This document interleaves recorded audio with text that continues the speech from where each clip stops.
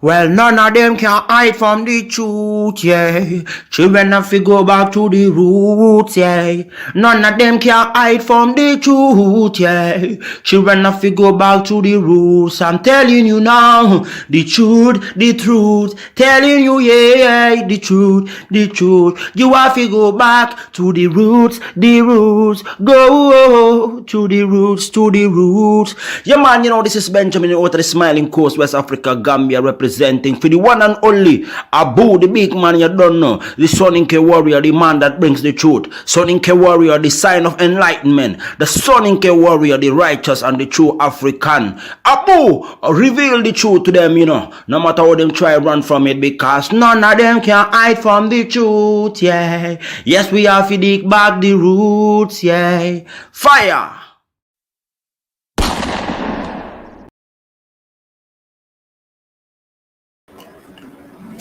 Ladies and gentlemen, welcome to the Afridamus Report.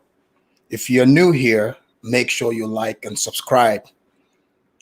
Today's topic, before we get into it, I want to welcome all of you to the Afridamus Report, all the viewers and all the participants in the chat. Today's topic is going to touch on 2 points. The question I'm asking is about if Ugandans in general, not all, but for the most part, are they raised to be docile when dealing with foreigners?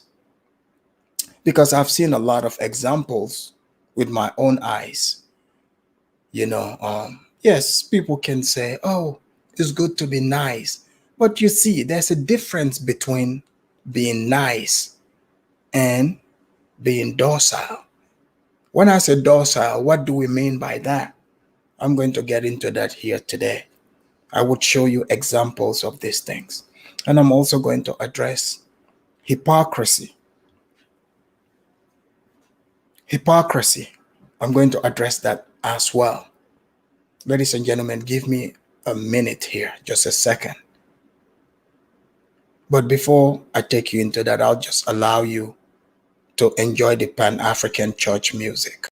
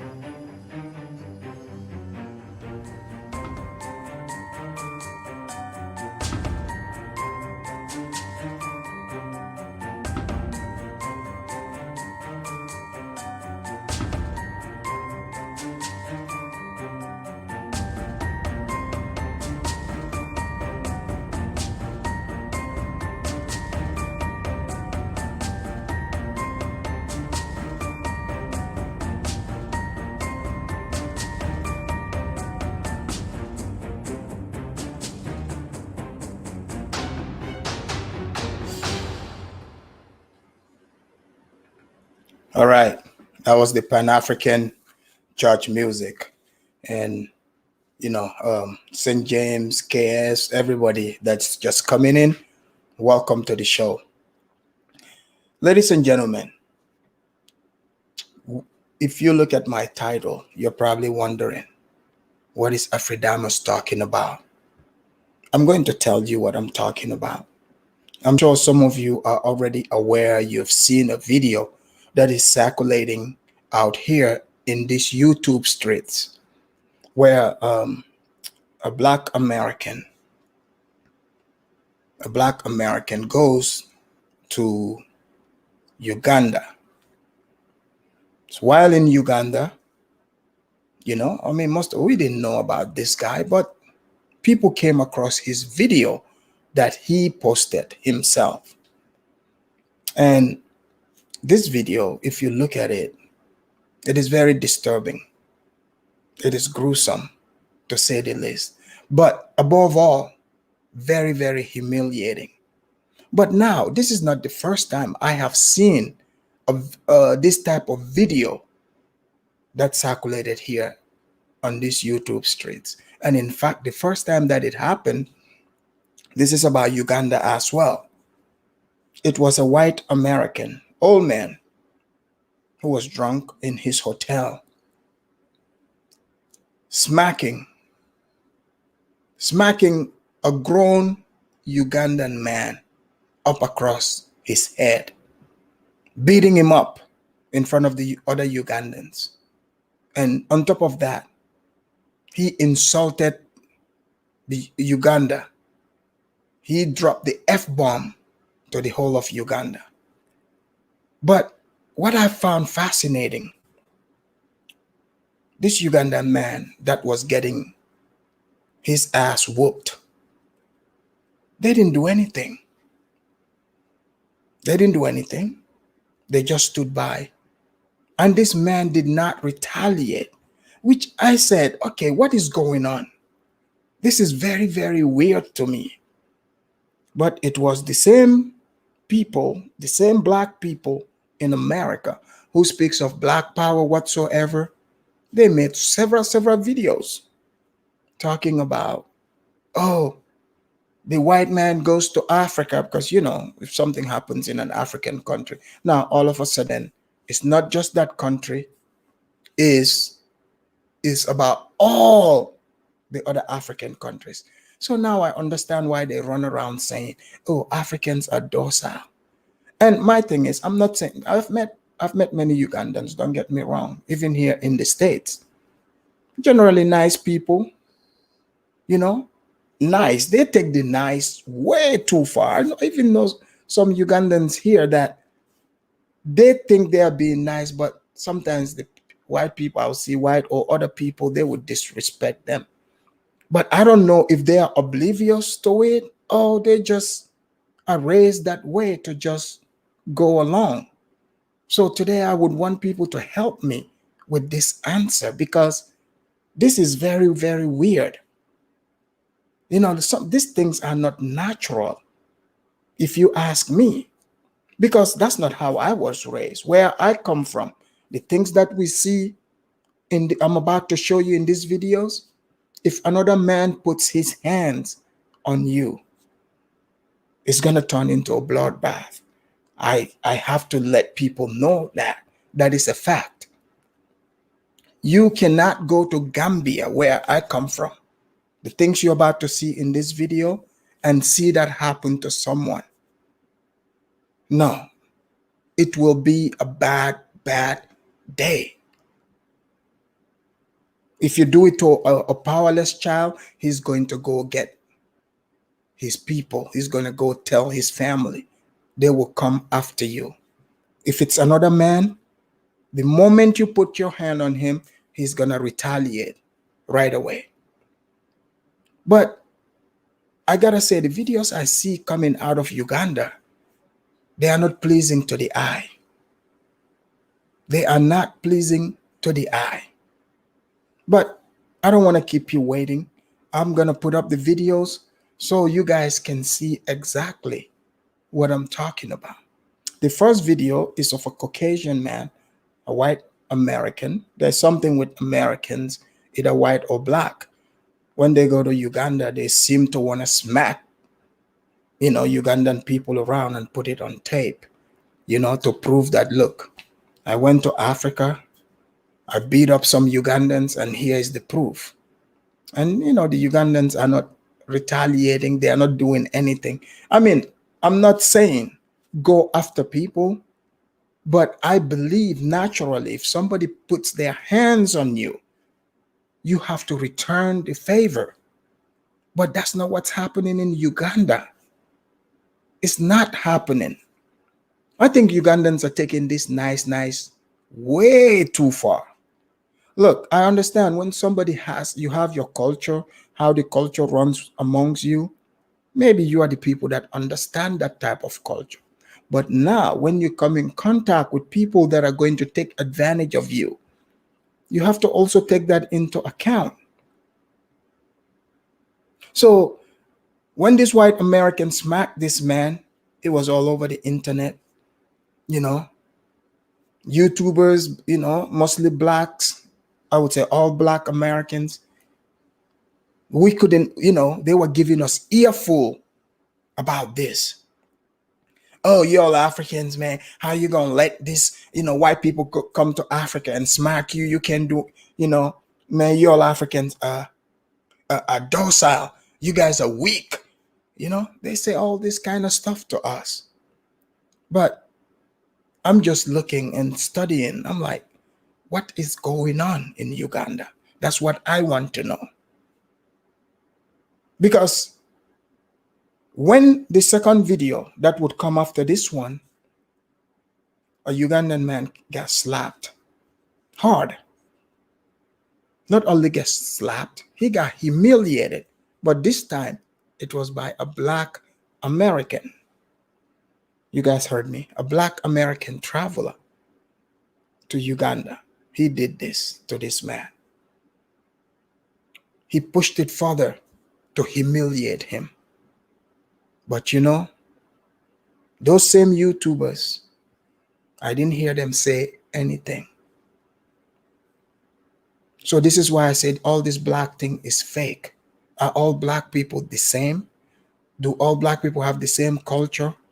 So it only matters if a white person does something or a non-white person does something to a black person. That's when, it's bad. If a white person or Chinese person slaps an African, then, that's a bad thing. But a black American should be able to go to Africa and smack an African person around in their own country with no problem. They are mute. In fact, I went and collected some people, even their comments. I'm going to read those comments to you. I screenshot them. So that you Africans, especially, you need to wake up and smell the coffee. It's not about skin color. It's about right or wrong. If it's wrong for the Chinese or the Indian or whoever that they point fingers at, if it's wrong for them to do that, then it is wrong for a black person to do the same exact thing. But I'm going to show you what they consider to be wrong and what is acceptable. I've been telling people this, but they don't want to listen.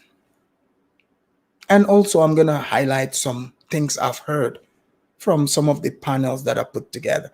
I think sometimes Africans, we do disservice to ourselves. When, you think things are bad, this person got smacked. Now you got Africans forming panels. In that panel, they're exhibiting lots and lots of weakness, using compromising language. I'm not saying fuel violence, but if you're going to come and say you're speaking on behalf of Africans and African issues, you need to know what you're talking about and you need to stand on what you're saying. But you cannot form a panel and then try to use this, dumb compromising languages. This is, I think some parts of Africa, I believe, because I know even when you talk about tribe, people try to say, no, tribe is bad. No, not. There are some tribes. Tribes are different. They have differences. I believe in even deep down to DNA. Because some tribes, they just, it's just in their nature. They allow themselves to get smacked around. We see that. It's like it's part of them. So it's the other tribes who don't play that have to save the country. So if you're one of those people who is used to just, this weakness getting smacked around, kick back and allow the people that can speak unapologetically to do the speaking, plain and simple. That's what should be done. But you cannot go and put these things together. You come around showing so much weakness. It is an insult not just to you, but when you use the word Africa, to all Africans, it is a disgrace. In fact, when you're showing that weakness, represent your tribe, not even the country, so that we would know where you are coming from. So we would understand who you are. Because us that are from Africa, we know this. We know there's a super difference. We know this. We know there's differences. Why listen to people whose identity was given to them by white people? That's what they are going to attribute to you. But we know what our real identity is. It doesn't matter what anyone says. They can try to make it sound like, oh, when you mention tribe, that's a bad thing. Let them think that. That's because they are not from a tribe. They don't understand. They don't understand there's a difference. But when you try to say, oh, all black people are the same. Oh, now we're going to identify by skin color. That's what lower animals do. When a donkey sees a donkey, right away they think they are related because they all look the same. We are human beings. We shouldn't do that. We should be thinking at a higher level, above all that. Now, when you try to identify things to say skin color, I'm about to show you if that matters in these videos. Very, very humiliating video. Beware. The first one is of a white Caucasian American, doing his thing in Uganda. I won't tell you. Go ahead, watch it. Update. Security, hello, KK. KK. Come here. You hate Jesus? You hate yourself? You hate Jesus? You hate yourself? You hate me? You disgrace Jesus? Huh? Talk. Francis, wacha kupige. Talk. Talk. Come on, bitch. Come on, whore. You open my fucking room, I'll fucking kill you, miss. Sir, he is. Do you guys see what's happening here? This is happening in Uganda. This is grown Ugandan men getting smacked around and they are running away, running. People, this is not niceness. This is weakness. I can see if it was only one Ugandan there, but people, look at it. How many grown men do you see standing around? How many? And you have one who's trying to be a peacemaker. This is crazy. Disgraced Jesus. He had disgraced Jesus. He had disgraced Jesus. Francis, umpige, toka mbele yake. I am not going to tolerate no more. Jesus is not going to tolerate. Yeah, feel me. Fuck Uganda. I've come. You guys hear that? Not only is he smacking them around right in front of them, he's giving the finger to Uganda, their country, right in front of them. People, this is beyond being nice. Come on now, you can't tell me, oh no, just we're nice people. He is disrespecting you and the entire country. Grown men standing around doing that. But let's continue watching. You think this is bad? You're going to see worst. I've come to love Uganda. I've come to help Uganda. But Uganda hates Jesus. Have you guys noticed the language here? The language would say, or every one of them that goes to Africa, they say, oh, we come to help. You hear this from this white man, and you're going to hear it from the blacks too. This son of a bitch. You understand me, brother? You understand me? Yes, sir, I know you do. No. You obey what I say. I don't obey you. You understand? Open my fucking room now. You understand? Bitch. Nigger bitch. Look at me. Look at Christ who died for you. Look at me. Look at Christ who died for you. Look at Christ. No. Excuse. No excuse. No excuse. No excuse. No. Excuse. Jesus is tired. Yes. Jesus is tired. Think about it in this video. This man is so obsessed with Jesus, right? If he is so obsessed with Jesus and he's putting his hands on these people, on you, why don't you give him the opportunity to go meet Jesus? It looks like that's what he's looking for. But no, they're saying, oh, no excuse. And they themselves are recording this. It's a disgrace. Goddamn disobedience. Yes, but Feel me. Jesus is tired of your obedience, disobedience. He's tired. No, you fucking calm up. I don't calm down. You calm up to the Lord Jesus Christ. You fuckers. Why? Why have you hated Jesus? Why have you hated your own souls? You know it. You know it. But you refuse to repent and be saved. Motherfuckers, 3/4 of you are going to fucking die in 3 days. Give me my goddamn card to my room. This motherfucker better work. You understand me? Hey, bitch. Look at me, bitch. Yeah, you're afraid. You goddamn ought to be afraid. Bitch. Nigger, bitch. You're not a human. No, you don't. Disrespect. No, you don't. You gave me your key card No. to make your key No. Then you come fight me? Yeah. He didn't fight you. He smacked you around. He wants to sit there and explain. People, come on now. Like, what is going on? This is unacceptable.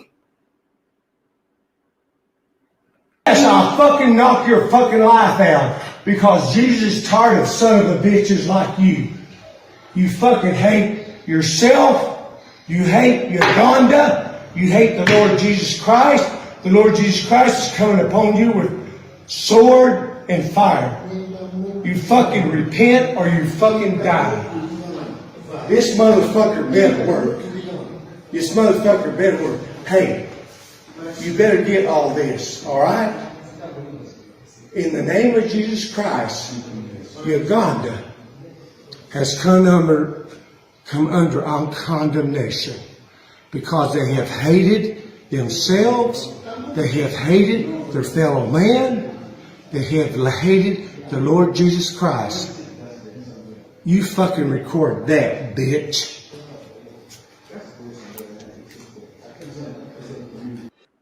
The man can barely walk straight. The man can barely walk. Look at what he went and did to this man, to these people. And they took it. There's no pride in this, people. How do you even explain this? But you think that's bad?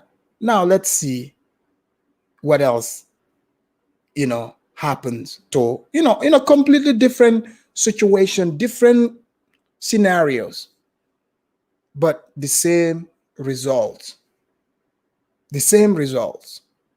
Grown men standing around. Zero self-respect.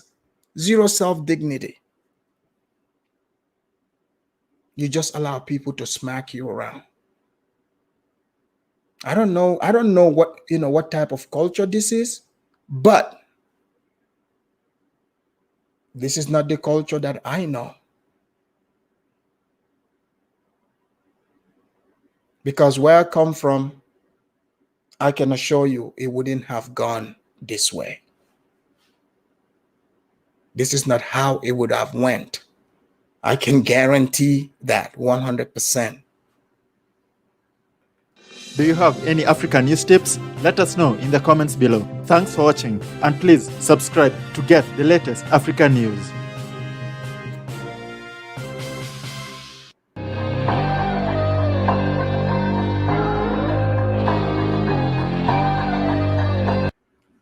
So this guy, this video you're seeing as the beats go, obviously, you know, this is a black person, black American. He has to go there and be degenerate, you know, videotaping, you know, Ugandan women's behind, you know, showcasing it on the internet. It doesn't even look like these women are aware of it. So, you know, people, you like to say, oh, we're all, you know, brothers and sisters, skin color, whatever. But no, yeah, they're going to come to Uganda. They're going to abuse the Ugandan women, showcasing their behind on the internet. Not only that, they would smack the Ugandan men and nothing comes of it. You think it's bad? You're about to see it.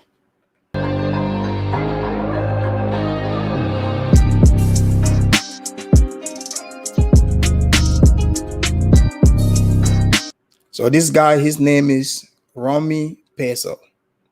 He calls himself the Queen Maker. So let's find out what he means by Queen Maker. You guys already are seeing how he starts out the video, right? So is this what brotherhood is supposed to be about? People, let's just be real. I haven't seen one video of an African person from an African country walking around videotaping Black American women's behind and putting it on the internet. Not a single one. Africans go to places generally, show respect to people. You don't disrespect the other people, you follow the laws.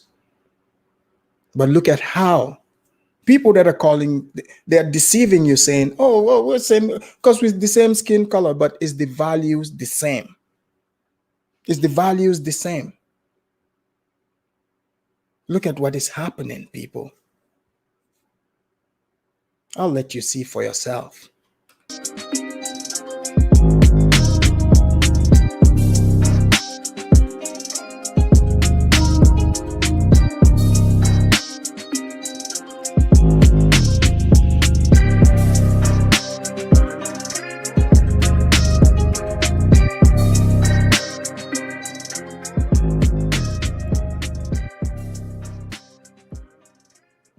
So this guy already is showing us that he's a pervert. No doubt. The man is a sexual deviant. So we know why he is in Uganda. These videos clearly show it. Look, I'll tell you right now, there are certain behaviors that, you know, you have to see.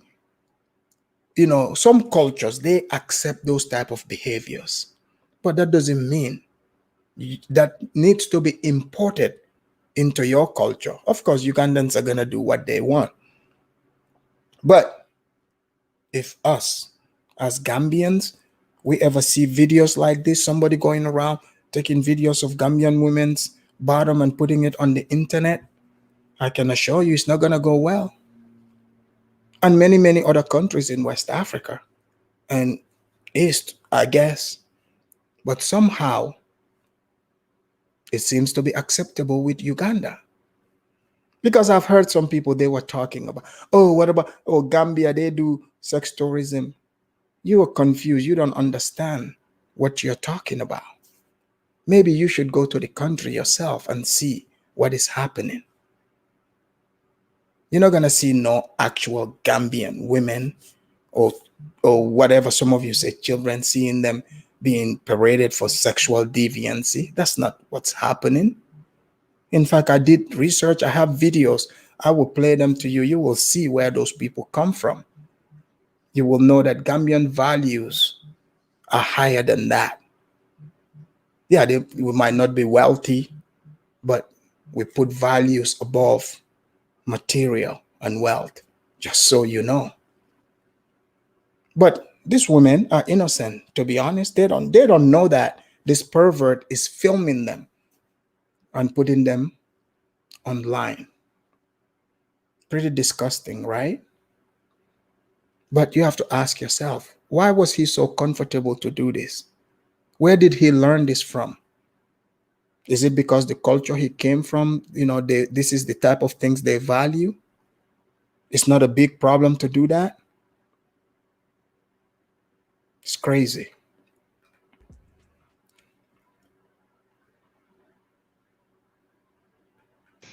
Around here scamming money. It's okay, let me get it out. If you are going to fucking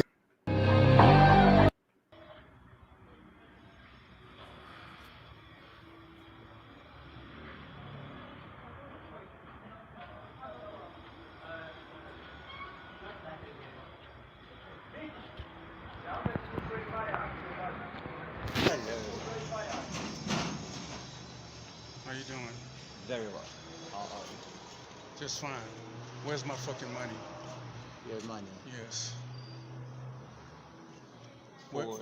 The bite. Where's my money? I want my money. Where's my money? But we had spoken. Where's my fucking money? Did you guys see that? This Ugandan man, he comes in already. First of all, this guy is being hostile to begin with. What kind of man walks towards another man who's already hostile towards you with your hands down like that? Seriously, you are asking to be slapped. Simple. But he slaps him. Let's continue. Where's my fucking money? I'm gonna ask you one more time. Where's my fucking money? It's okay. No, where's my fucking money? It's okay, let me get it out. No, where's my fucking Let me money? get it out. No cause for violence. Where's my fucking money? No cause. Dude, it's too late for that. He already slapped you. What do you mean no cause for violence? He's crossed the line. This is when you should have retaliated. But I know some people said, oh, size. Size doesn't matter when someone puts their hand on you. What are you talking about? The moment the person puts their hands on you, they've crossed the line.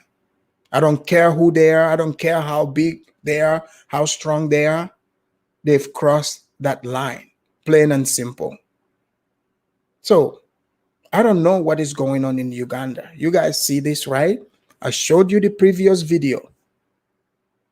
And same thing. It was because other people were saying, oh, if he was outside in public, it would be different. But I showed you a video of an old white man from America, drunk on top of that, beating up grown Ugandan man while using profanity against Uganda.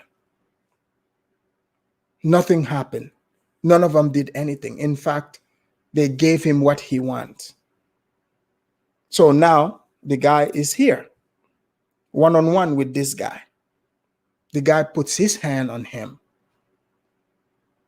but he's bleeding. This is sad to see, honestly. I don't know what's going on in Uganda, but they need to learn and understand that, hey, you might think you're being nice, but other people don't think that way. So you better change the way you think. Seriously, because it's going to be a bad day for you. For violence. Huh? Let me just get it out. Man to man. Where's my fucking money? Let me get it out. Get it out.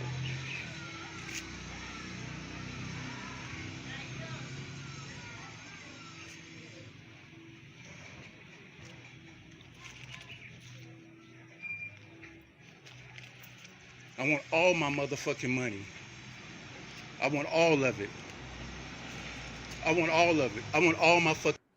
Even after he got smacked, the guy's talking to him. He's still preparing his, his cheek for more slap. I don't know what's happening. Who is raising these boys to become men? But they got it all wrong. Mamizi said, oh, this is everywhere. No. Mamizi, you got it wrong. It's not this way in every African country.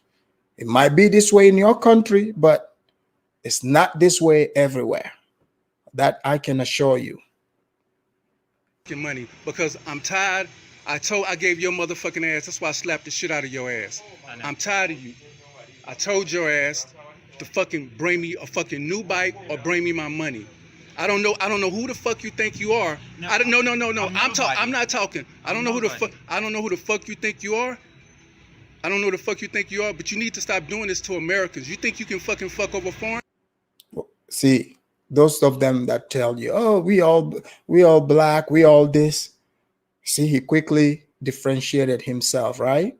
But now listen to the speech pattern that he uses. If you heard the same thing from the white man too, because they all say, oh, we here to help you Africans, you poor destitute Africans. That's why sometimes we got to beat you up and straighten you out. Africans, please teach your children differently. If you want respect, teach your children to respect themselves. Let them know it is not okay for somebody else, another man, to put their hands on them or woman. If they do, send them to the place that they are so eager to go to. Plain and simple. Like Mamizi trying to say this is everywhere. No, Mamizi, if this was in Gambia, I can guarantee you this Romy wouldn't have been able to post this video. That I can assure you. He would get what he put out, and he might get it 100 folds. I cannot. You think you can fuck over foreigners? Not even Ugandans. No. You owe me 770,000 shillings. I want my fucking money. You can have your bike back because you didn't put the fucking bike together right. It's a piece of shit. I don't want to hear anything. I don't want to fucking hear anything. Okay, I want my fucking bike. And here's the no. I want my motherfucking money. It's okay. Give me my money. It's okay. Let me speak as well. No speaking. Just give me my money. You see, this guy will, even here in the States, you think, for example, even if somebody, he goes to a car, buys a car from someone and the car is a lemon, you think he's going to slap that person around? He's not going to. But that's what I'm saying. There is just this thing. What is it about Uganda that this, Americans go there, they are brave enough to smack the men, to beat them up? What is it about them? Why are people having, they think about this when they're interacting with these Ugandan men? What is it about the place? That's what I need to know. And that's it. There's no more conversation. Now give me my money. It's okay. Now, give me my money. And if you don't have the cash, mobile money, my fucking money. Let's see what you got now. Let's see what you got.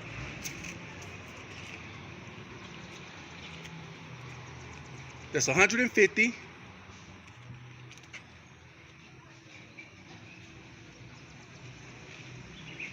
This is 210.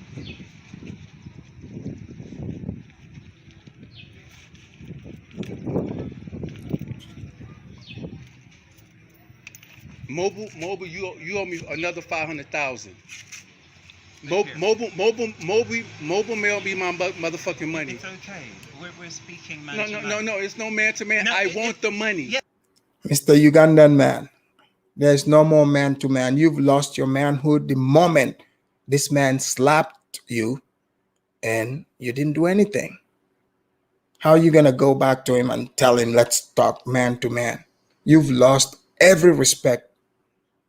He doesn't respect you. This is not normal for another man to have the audacity to put their hand on another man, because they know the consequences. And if you call yourself a man, there has to be consequences when somebody puts their hand on you. There has to be. I don't care, you could be 10 foot tall. It doesn't matter. That's how I was raised. Everyone around me was raised that way too. You put your hands on us or even attempt to, it will be a damn bad day for you. Yeah, we're nice people, but when we are not that nice to allow people to smack us around or talk any type of way to us.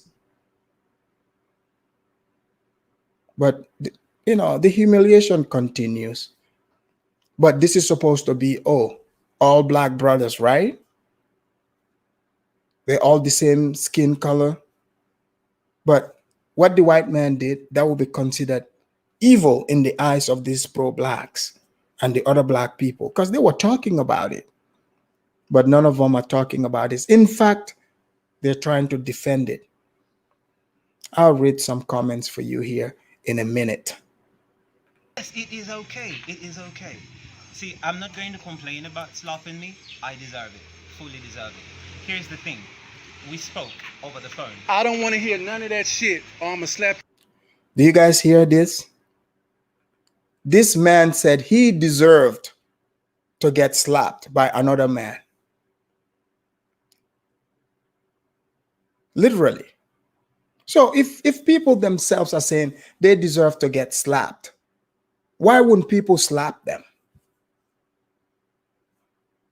He should have made this man regret ever slapping him. But he said he deserves it. What can we say? You again. Give me the fucking money. Give me all my money. Because I don't want to hear all that, guy. You're not smarter than me, okay? You're not fucking smarter than me. Smart. I'm not Give me all smart. my motherfucking money, or I'm gonna slap your ass again. You got some money on your mobile money, mobile my fucking money. I don't have any money on my mobile money, and that is the truth. When You're around here fucking scamming people. No, I do not scam people. You're around here I do fucking not scamming scam people. Yes, you did. You're around here scamming Yeah. people. That same fucking bike. This bike right here. Are you This seeing fucking This fucking bike right here. That relay there? You- Yeah? That is the bike that you saw.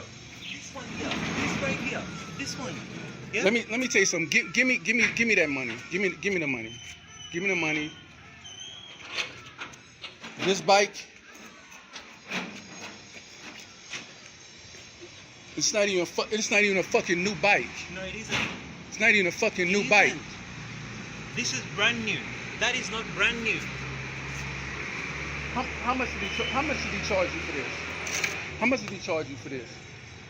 I don't know. This is It's one okay. person. If you want to slap me again, it's fine because I deserve it. I know I deserve it. Man. Okay. I don't. People, you guys hear that, right? The Ugandan man is telling him he can slap him more. So I don't even know if any of us can say anything against this black American that is slapping him around. I don't know if we can blame the man, because even the person he's slapping is telling everyone that he's telling him he deserves to get slapped. What can we say? I don't want to hear all this shit. No, here's the thing. I don't want to hear all this yes, shit. I understand. Here's the thing. This is what I'm going to do. You're not gonna do shit. No, here. Listen, please. Listen. This is man to man, okay? Listen, this is what I'm going to do. I've handed you 100 and that's the money that I have. Count this 210,000. Count this money. Yes. I've handed you 210,000 shillings. That's all that I had, and this 2,000. That is Give me yes. the fucking money. That is all the money that I had, plus these coins. Okay. Plus what I was going to give the border man. This is all the money that I moved with. You fucking scamming Now- people. No, I do not scam Scam people. people. You ought to slap your ass again. You fucking scamming people. I do not scam people. You remember I came back to your home 2 times. If I was a scam, I would not have come to your home 2 times again. Can I ask you a question? Yeah. Can I ask you a question? Yeah. Did you get that on video when I slapped the shit out of him? I don't know. Let me tell you something. You need to stop scamming people, guy. That bike is not worth fucking $750,000. First of all, I seen bikes better than that for $500,000. We went. So he's trying to tell the man the bike is not even that much. If he knows the price, why didn't he go get his own bike? But you see, the Ugandan man, he's a middleman. So he goes and get the bike. Don't you think, you know, it's fair for him to add his own price onto it? He does. But you're saying he scammed you. How did the man scam you? I mean, if you don't like the bike, you just don't like it. But you cannot all of a sudden start smacking the man saying he scammed you. This is ridiculous. Yesterday and we looked. There's bikes way better than that for $5, and the shit works. The shit doesn't even fucking work, bro. You need. Those of you that are saying he's Haitian, he's not Haitian. He's American. You know, I'm sick and tired of people that try to come here and play semantics. You know, these people are idiots. If anyone who's born and raised in the United States of America, they are an American citizen. So let's not play that stupid games to say he's not American. What the hell are you talking about? The man is an American. Man, you need to fucking stop fucking over people, man. You need to start having good customer service, because people come down here. I tried to do business with your dumb ass. Yes, I know. I tried to do business with you. Matter of fact, I overpaid for the fucking bike. I overpaid for it. Then I overpaid for the transportation. And then you still try to fuck over me. And then I asked you to. You guys remember, right? There are tons of videos out here on the internet. These same people that say, oh, we want to go to Africa and do business with Africans. How many videos have you seen? They're accusing even market women saying, oh, these Africans are increasing the prices on us, blah, blah. Like, really? You're coming with the American dollar. Just them adding $2 or $3 or less than $2, you're going to complain about that? But yeah, you said you're helping the Africans, right? Even if I go to Gambia right now, and I'm from there, if they would know, like, okay, this guy came from America, even though I'm from there, they're gonna jack the price up by a little bit. It's up to me to buy it or not, but I'm not gonna be bothered by that. I'm not gonna get all upset about that. But we've seen not just him, there are many other videos. They complain about that. But you're going there to help Africans, right? What a load of BS. Come here. I asked you to come here, and I have to slap your ass to make you act right. I had to slap the shit out of you to make you act right. Look here. No, it's not like you had to slap me to make me act right. We spoke over the phone at first when I came to Ntinda, didn't we? And then I came the first time after delivering. Wait. Why does he sound British, more British than Ugandan? I came the first time when you made a complaint, okay? And then I came the second time, okay? You know what? Just to show you that I am about my words, okay? I came the second time, okay? Now, every client will not be as satisfied as the previous one, okay? About the same product. I can show you very many clients to whom I've sold this very bike, and they're very satisfied. Not all products will come the same way, okay? That is the thing. Now, here's the deal. I do not have anything to do right now, okay? If you want, I'm trying to make this right. I'm trying to make this right. No, you don't have to make shit right. No, you know what? This is what I'm gonna do. You know how you can make this right? You know how you can make this right? Get on your knees and apologize. Get on your knees and apologize. People, you see what is about to happen here? After this man, he slaps the man, berates him. Now he's about to make him go down on his knees. Seriously, can you guys, I can't believe what I'm seeing. But the guy complies and goes down on his knees. Apologize. That's how you can make it right. Get on your knees and apologize. I'm sorry that for the third time, when I gave you my word that I would come and put the start for you, I did not come to put the start for you. Africans, remember what they told you? They said it is white people and other people that would do this to you and humiliate you. Now you can see for yourself. You're seeing for yourself.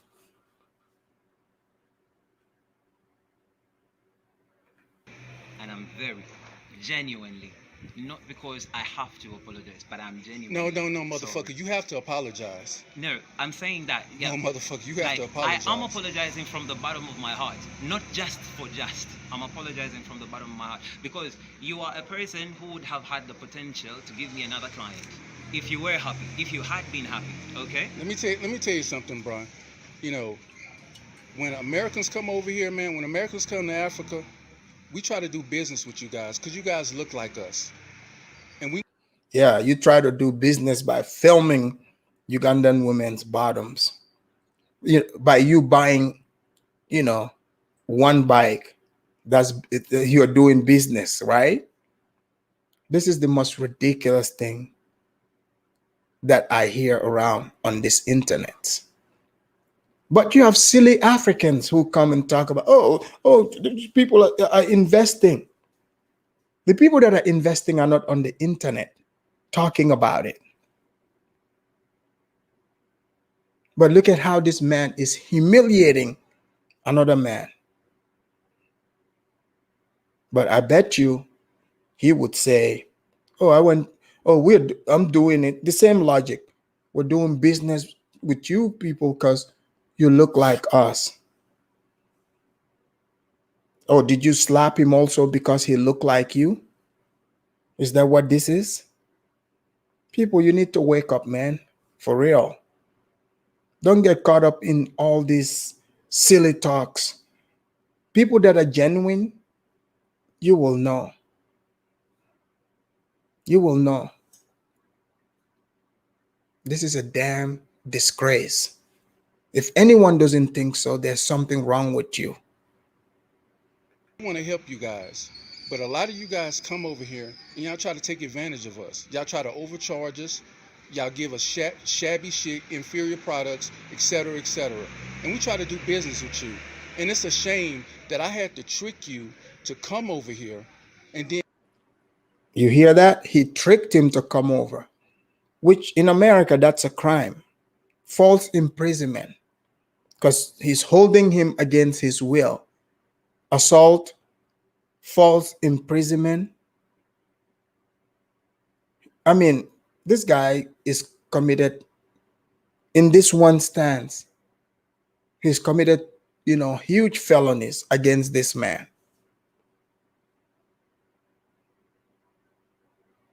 It's ridiculous. Come in here and slap the shit out of your ass to make you act right. Because I asked you nicely on WhatsApp to bring me another bike and we would be done with it. But you didn't want to do that. I asked you. You ignored my calls. You ignored everything. Nope. Okay. But yet, when I called you, I tricked you to call you for another job, for another client. You have no problem coming over. And then not only that, you didn't even charge her for you didn't even charge the other person for delivery. So we hadn't yet even spoken. Yeah. Well, the man is still standing right there. But you should have. Let me tell you something. You should have included that in the price from the jump. Let me tell you something, bro. The man is right there. Let me tell you something, bro.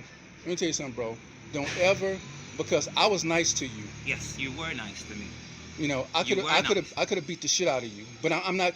And the only reason I don't beat the shit out of you is because she told me not to beat the shit out of you. Okay. So you need to thank her for telling you not, because I should have beat the shit out of you, and then took all the fucking bikes. Okay. But what I'm gonna do is you giving me a refund. I'm gonna take this bike.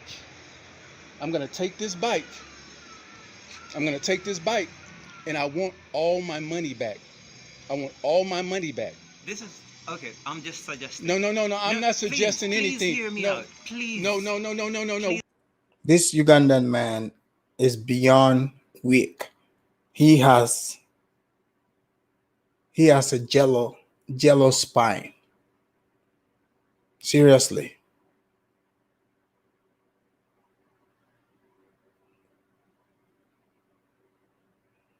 He said, one guy said, I am Ugandan. This is happening in a close gated place, but trust me, he'll get this comeuppance.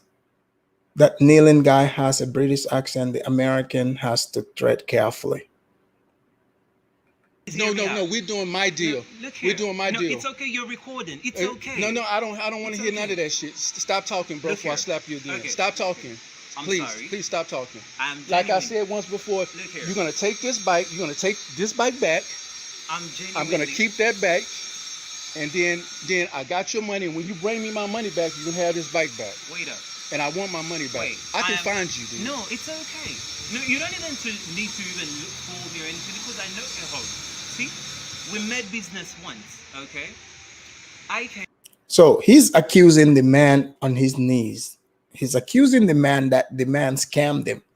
But if someone sells you a car here in America and the car turns out to be a lemon, does that mean the person scammed you?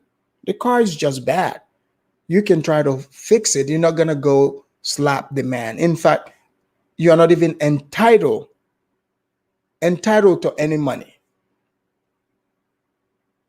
But look at what he's doing to this man. Let's see. Yeah, and Jamie, I'll drop the link here in a minute. The first time, okay? I came back the first time, you remember? I came back the second time. You I don't remember want to that? hear none of that No, it's bullshit, bro. okay. No, it's I don't fine. care. I don't care. But did you come back again? Did you come back when it was time for you to give me a new bike and new money? No, you didn't. No, here's what we did. This is how I do. Man, I'm done, bro. I'm done.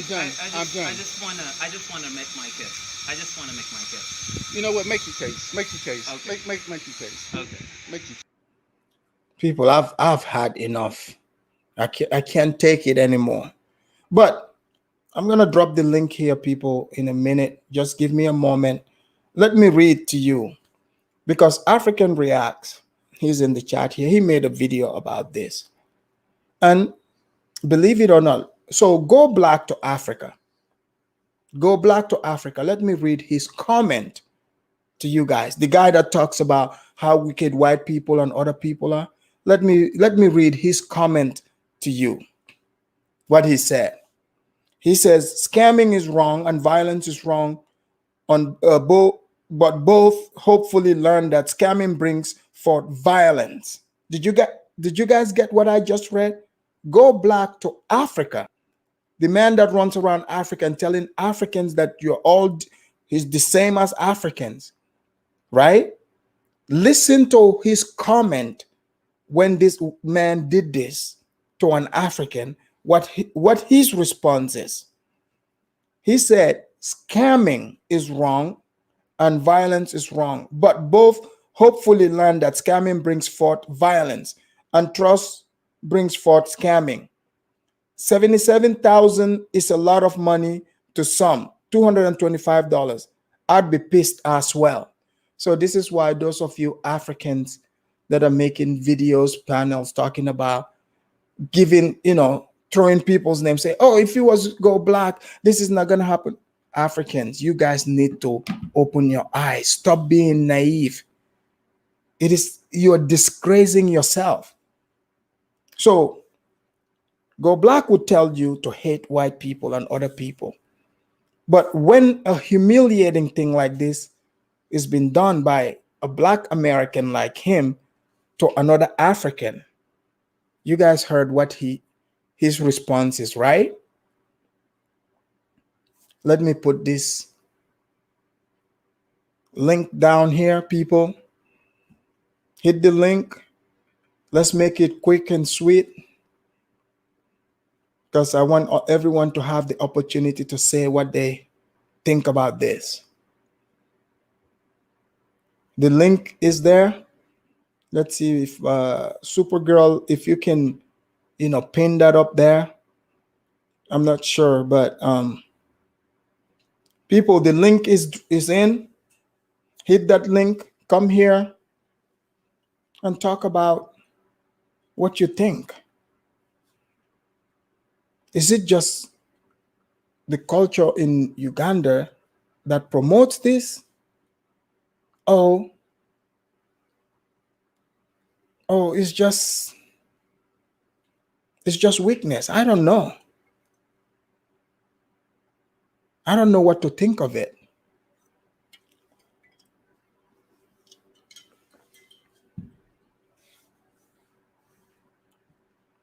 This is sad indeed. The Ugandan man is saying he deserves to get slapped by another man. Now I know people are saying, oh, they gotta inform the police to arrest this man. Really? The damage has been done. It's a one-on-one thing. The man should have handled this plain and simple. So you guys hear a man like Go Black telling you he would have been pissed because it's $225. He would have been pissed. But they're investors, right? They're investors. You gotta pay attention, people. I'm not here to create anything in your head that you yourself you're not already seeing. You are seeing exactly what I'm saying. But I find it very silly when I see Africans with their naivete. Those of them that were saying, oh, if this had happened to Go Black, he wouldn't do anything. Well, Go Black just gave you his answer. He just gave you his answer. What he would have done. He said he would have been pissed. And he's condoning the violence. How this man was violent on this, beating up the Ugandan man. He's open to it. Okay, we have Nico here. Welcome to the show, Nico. Where are you calling from? I'm calling from Uganda. Oh, thank you for calling, Mr. Nico. What do you think about this?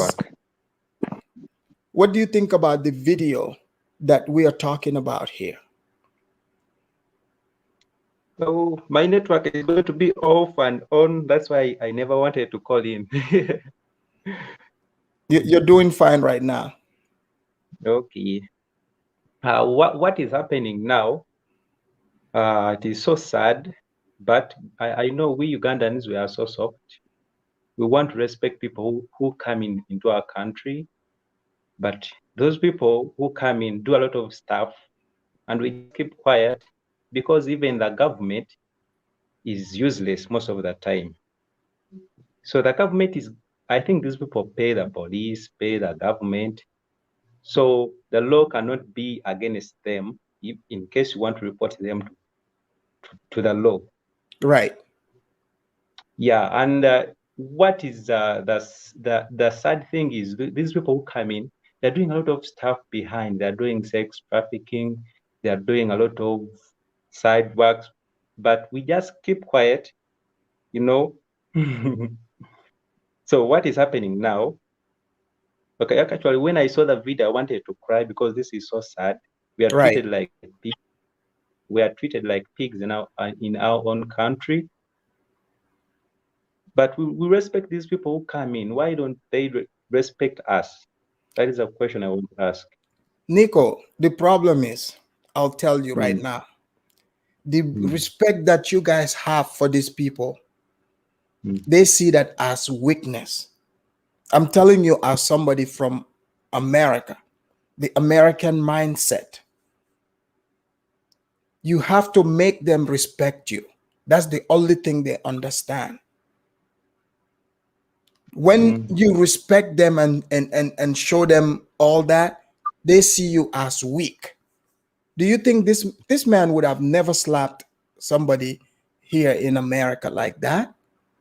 Or if he goes to, like West Africa, where I'm from originally, most West African countries, there is no way he would do that. There's no need to wait for the police.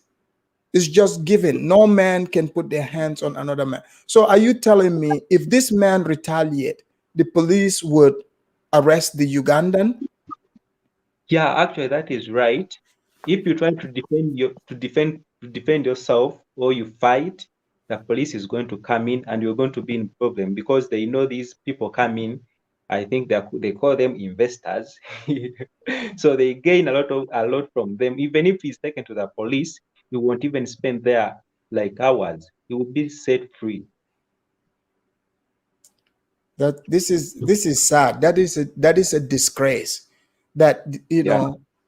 the Ugandan government would crack down on Ugandans, and putting foreigners above their own citizens. Yes, you're right. Because I've been to police, I'm not a criminal, but I've been there for many cases.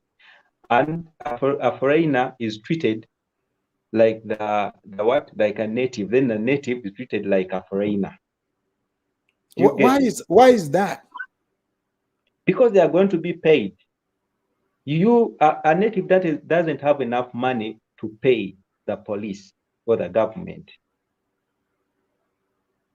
Yeah. Yeah, So this is money talks more.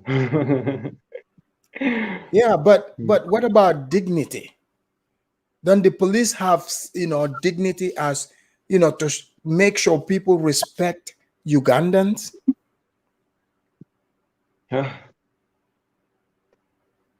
That is the case. If have you ever been? How long have you been out of Africa? It's been a while. Wow. Now a lot is changing. Every day a lot is changing. People come in with different behaviors, different mindsets. So we natives were always in problems. We are always, you know, So when you see the video of this man going around taking videos of Ugandan women's behind and putting it online, how does that make you feel? Actually, let me be frank with you.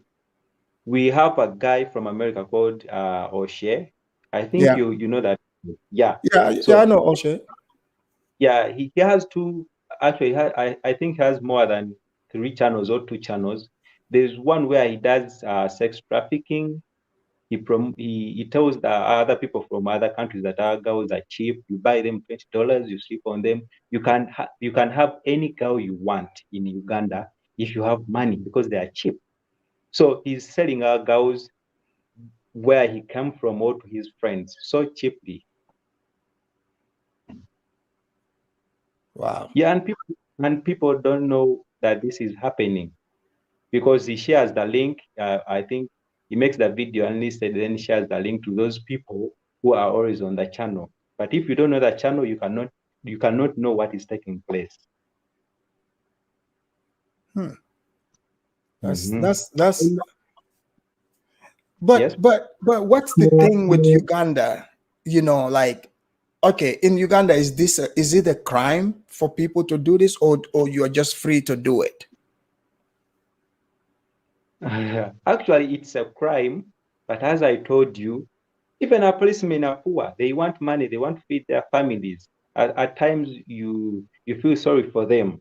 Someone is going to come on the table with a envelope full of money and is going to tell you, "I'm doing this and this, and if you're not allowing it, I'm taking all the money." Then the police is going to see this as an opportunity because they need money. They are poor. Some of them work in poor conditions. So sometimes you you just need to take the money and keep quiet. Wow. Yeah. Yeah, it's really sad to hear that, to be honest, because I knew there was some underlying factor there. What because I don't think it's normal to see someone foreigner to come even in your country or even countrymen to hit you and you don't retaliate, because you see the white man to beating up the guy in the hotel. Did you see that? Is it do you think that's why that man also did not retaliate, because he would have been arrested? Yes. Yes. As I told you, beating someone is a crime everywhere. Right. Yeah, but I told you money works more. Money works more in Africa, mostly in Uganda, where I am. Even if let me give you this, we were at the field, then some of the guys started fighting. They took them to police. Then the person who started the fight paid the police, and he was set free. Then the other person was put in the jail because he didn't have money to pay for what they were Wait, doing. wait, wait. The guy that took the other guy to police, Mm. he gets, when he got there, the other guy has money. He paid the police and got the other guy arrested instead. Yes, he said he was the one who attacked me. So the police said, "Do you have proof?" But the other guy paid, and then he was set free. That's the proof he had. Wow. Police, yes. Wow. So also about the sex trafficking, I know our girls are poor. They want money, but they don't deserve to be treated like that. They Right. don't deserve it. Yeah. Absolutely. Because if people are saying, oh, they want to go to Uganda to invest, I would, like, because it shouldn't, that's not, I don't consider that investment, parading the, Ugandan women, telling people to come there, they're cheap, that shouldn't happen. Yeah. You know what hurts me more is that our fellow blacks are the one who are doing this, are the one Yes. who are promoting this sex trafficking. Our fellow blacks. That hurts me more. So more people are coming in not to invest, just they are coming in to sleep with our girls because they know they are cheap. So do you see, And have you started seeing a lot of Black Americans coming there now? yeah, actually many are coming. They are coming in. Yeah, Yeah. man. I mean, it looks like, man, you guys gonna have to do something and not just rely on the police. I mean, you guys gotta turn on the police too, because you know you can't sell your dignity. I mean, because the only thing a man has is their self respect and dignity. When that is stripped of you, you're just an empty shell. Yes. Yeah, that's crazy, man. That's Mhm. really crazy. Well, Yeah. Nico, thanks for calling in. I really appreciate it. Having somebody calling in from Uganda giving us the 411. So in Uganda, how, like, parents, the way they, like, let's say you were raised, Mm. are you, like, for instance, what do parents tell their children if somebody else puts their hands on you? What are you supposed to do? Okay, actually, we grow in different environment. Me Mm-hmm. mostly, I grew up with my grandmother, Mm-hmm. and I was raised up like mostly like a girl. Like a girl, yeah. Yeah, I don't fight. I Mm-hmm. need to respect my elders, even those ones who are below me. I need to respect everyone. Right. Yeah, so we grow up when we know you have to respect the new faces you see, because every time we meet new people, and you never know what is, because every time we meet new people, and you never know, this person can be from your family and you have no idea. Then you abuse that person, he reports you to your people, they beat you. So that's what we have in mindset. But also they tell us to respect the foreigners that come in. We need to make them comfortable whenever they come in.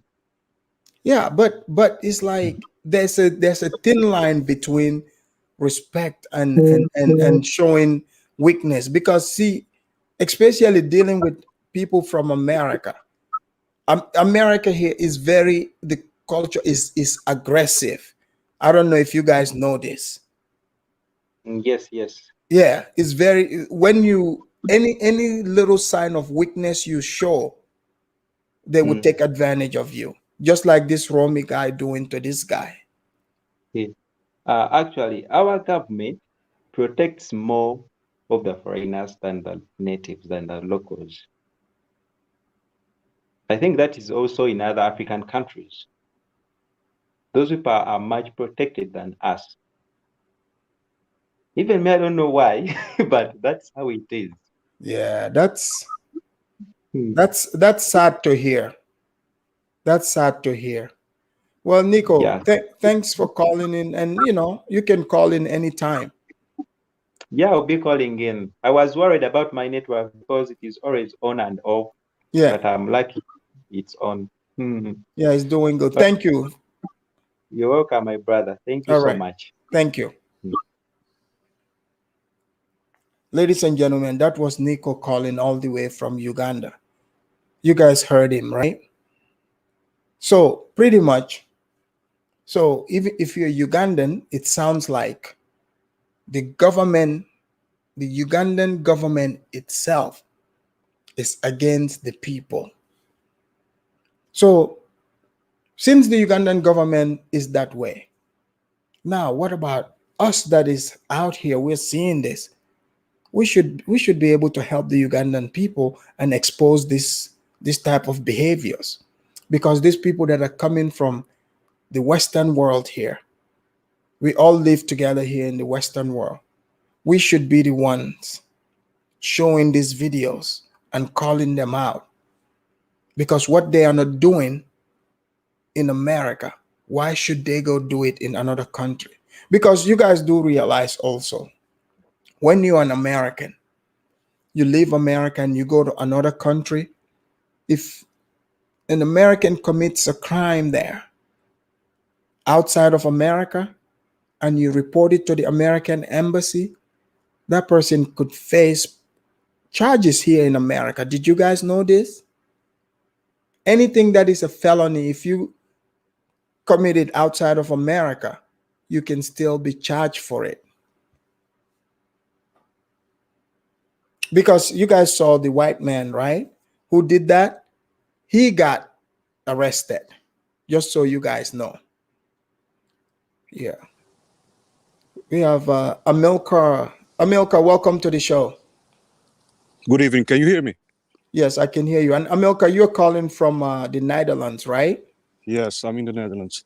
All right. I'm all outside right. right now. Oh, yeah. So, Amilcar, what do you think about what you've seen? It was shameful. It was very, very shameful. So I went to the gym and I showed my friends. I have friends from Ghana, Sierra Leone, Mhm. and Nigeria. It was a disgrace. They've never seen this in West Africa. I'm You telling understand? you. Mhm. I'm going to tell you something. You see, what the Portuguese do also when they come there, they get protected by the police and the politicians because they bring in the money. But one thing that you will never see is them going around and slapping people. You understand?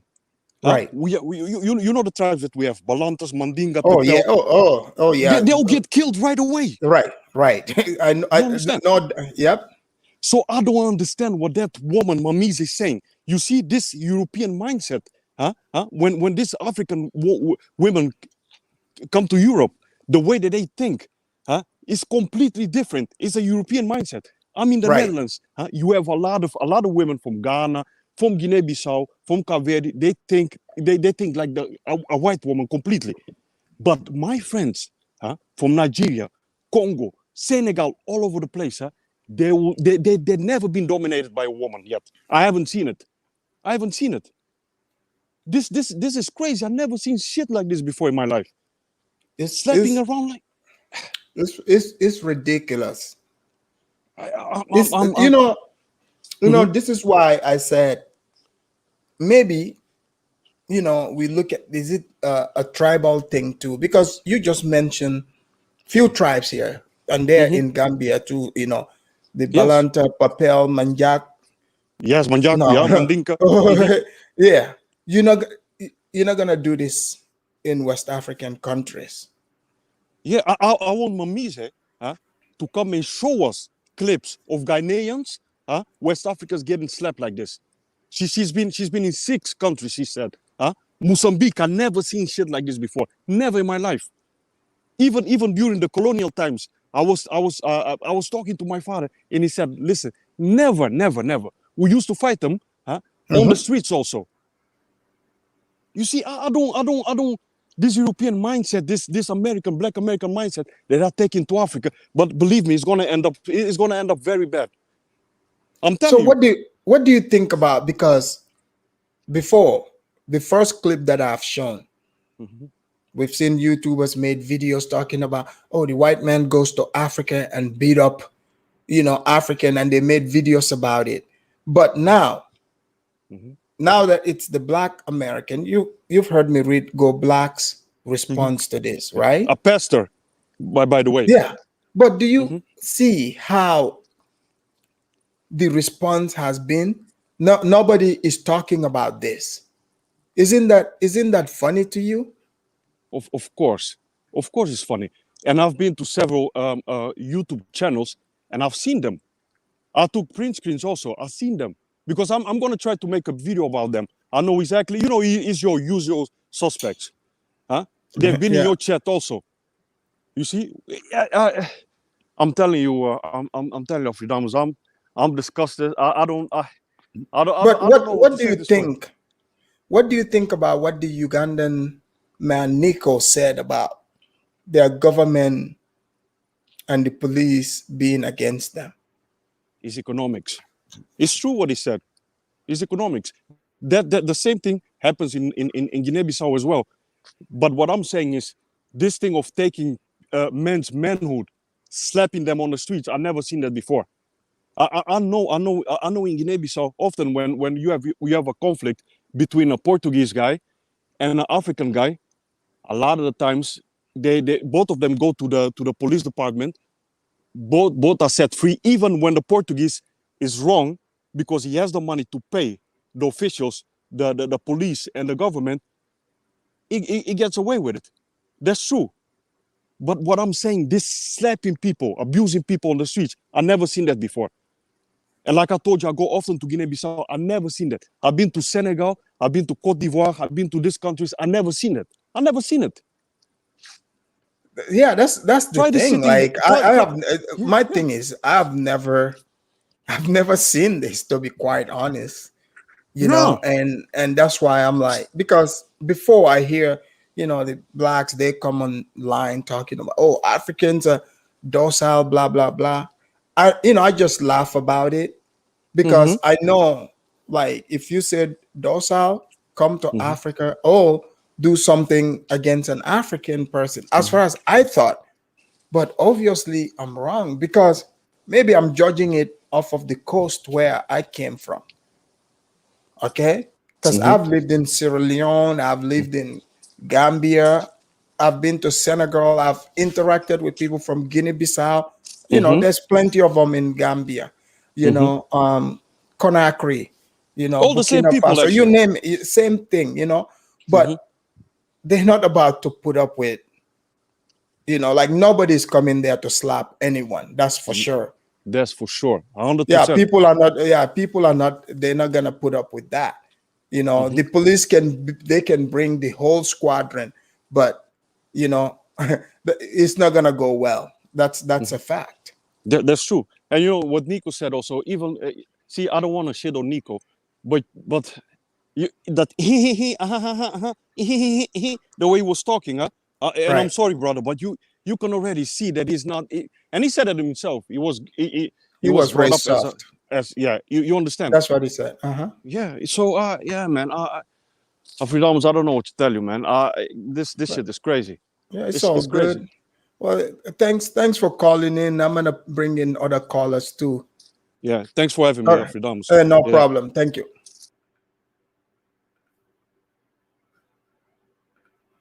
All right, we have St. James. Welcome to the show, St. James. Hi, thanks for having me, my brother. Can you hear me? Oh, I can hear you loud and clear. All right. How's everything? Oh man, I don't know, man. This it's going well. I mean, considering after seeing this pitiful video coming from Uganda. Yeah, it was very tough for us to watch, man. I mean, but I'm glad that we watched the video and we learned from the video, Right. What I'm about to say is this, though. As an African that lived in Africa, showing this, right? I can guarantee you I could have handled it differently. Can you tell them what country you're coming from? Yeah, I'm from Burkina Faso, West Africa. All right, proceed. So, yeah, showing what I've seen, I mean, I could have handled this differently. Uh-huh. I'm not gonna say the guy scammed them. I'm not gonna talk about that. I'm just saying that based on the fact that the guy returned to the compound to see him, to meet him, I'm showing that he has good intentions. So, and when he said, "Let me have my money," the guy was ready to give him some money. He got money out of his pocket and gave it to him, right? Right. So, and he was like, "Where is the rest of my money?" So at least the guy has portion of that money for you, and you could have worked on the different terms, right? Oh, bring Right. it tomorrow. I keep the bike and bring, so you can bring the money tomorrow for me. But he has a plan, you know, like you said, you want to humiliate someone to get a grown man on his knees and record a video just to prove a point, right? And put And it put it put it and put it on the World Wide Web for right. people to see. Right. So this is the narrative that as African we're trying to stop, right? Right. So if you're saying you're a black person and we want to build something together, is that what we need to see as a people? That's I a good guarantee you that's not where we're going with this, right? right. We have plenty of situations where we can put situations on YouTube to blast other people, but we don't do that because Right. we're trying to go somewhere with this. Mm-hmm. So as Africans, right, we already know there is a lot of images that come from Africa that don't make us proud. Nope. And we are fighting against that. Everybody is trying their best. And you guys, this guy is trying to add to it already. Well, that's talking what I'm about- saying. If you look at the argument that, this quote unquote Pan-Africanists try to, the narrative they put forth is, oh, the white man oppress us, we're all the same, blah, blah, blah. White man talks bad about Africa, shows Africa in bad light. But now, let's look at what we are seeing right now. Is this a white man doing this? Someone that just look like us doing it and enjoying it. He's enjoying it. As you can see, he's enjoying it. He's like, okay, I found me someone that I can dominate. And on top of that, I can take pictures of it and show it to my people. Here's an American man kicking an African man's behind. Right? And St. James, are you shocked by how mute these YouTubers have been? The people that are promoting this Pan-Africanist thing, always talking about, the white man this, the Chinese that. You heard me read the comment that Go Black to Africa left on African Reacts channel. He's trying to justify this. Are you surprised to see how quiet they've been about this? And some have even tried to defend it. They try to use the whataboutism theory to say, the Chinese have done this. So does that mean they have to come to Africa and do the same thing? I am not even surprised. I'm not even expecting anybody to even speak about it, but Africans. If the Africans on the chat can hear me, please hear me, my brothers and sisters. Anything that goes on in Africa is strictly for Africans to decide. It's strictly for Africans to fight. It's strictly for Africans to determine where they go with their futures. You don't wait on anybody to take on your fight for you. You don't do that. If these people feel like they are allied to us, let's work. If they want to work together, we set the terms and we do it together. But as we speak right now, I'm not hoping for that. I'm not looking for it. Like I said, we can fight our own battles. So for the Africans who feel like they need help, you can invite anybody in your country. And let the people that don't need those kind of help decide for their own. Right. You see what I'm saying? So it's not too complicated to do that. You see what I'm saying? So for the guy who got humiliated, right? As a grown man, Afedamus, the first time I got checked by a grown man, my own father escorted me outside and told me, you know what, you can fight this guy or you don't return home. Right. My own father did that for me. And I stood my ground over there and I was like, okay, you know what? Took me some beating. I was able to do something and I came home. From that day, I knew you can't put your hands on a grown man. You can't put your hands on me, man, bro. And for the Ugandan guy who said the police is helping those people in Uganda, trust me, this is a bluff. They make you believe this is the case for you to not do anything. If these people check you, I hope you can hear me, my Ugandan brother. If these people can check you, check them back. That's right. You will see exactly what's going to happen. They would not budge. You know, St. James, you said they live in the same neighborhood as you do. Yep. They understand what's going on. So they don't let them pretend that they are being protected, therefore they have to do those things to you. Don't believe that, my brother. Don't believe that. Before the police come, you can defend yourself. I mean, you look at it like, for me, like I don't understand it, because like, just like you said, the same thing where I come from, somebody put their hands on you, another man, you don't do anything. Even as a boy, your older brother or uncle, they would walk you out there and say, if you don't fight this battle on your own, you cannot come back in the compound. You will have to go and fight. This is facts. This is facts. It's a damn disgrace. Let me bring in KBM here to join us real quick. Oh, KBM, welcome to the show. Hello, gentlemen. How's it going? For some reason, watching that video again with everybody else watching it with me was actually harder than watching it on my own, and watching it on my own was pretty hard. I want everybody just to be clear, because African Reacts, he did a good job critiquing it, but when you watch the whole thing, for one, you know the guy's not a scammer. Maybe he didn't work on the bike very well, but if that's the only crime, that's the only crime.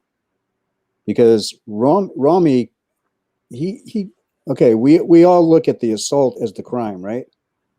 But in false imprisonment, said he had to trick him to get there, right? Right. And then he also had the gentleman, and I'm going to call him a gentleman, but even though he cowed down, he had him under duress. That's why he got on his knees and did all those things and said all those things. He's never had that type of experience before, obviously. But in Uganda, if this is going on more often than not, you need to stand up for yourself. Don't wait for the police. Because I'm going to tell you right now, most Americans, okay, they are crazy. What Aphrodite is saying, the mindset is crazy. But if you stand up to them, most of the time, they're going to cow down themselves. They're going to cow down themselves. Trust me. I was born and raised here. Go ahead. How does it feel for you to see your fellow Americans behaving this way, abusing, taking advantage of nice people, taking advantage of their kindness to abuse them? I've got a lot of different feelings. I got a lot of that can go in a lot of different ways when it comes to me. First of all, I mean, you know, Aphrodite, I'm sick and tired of the U.S.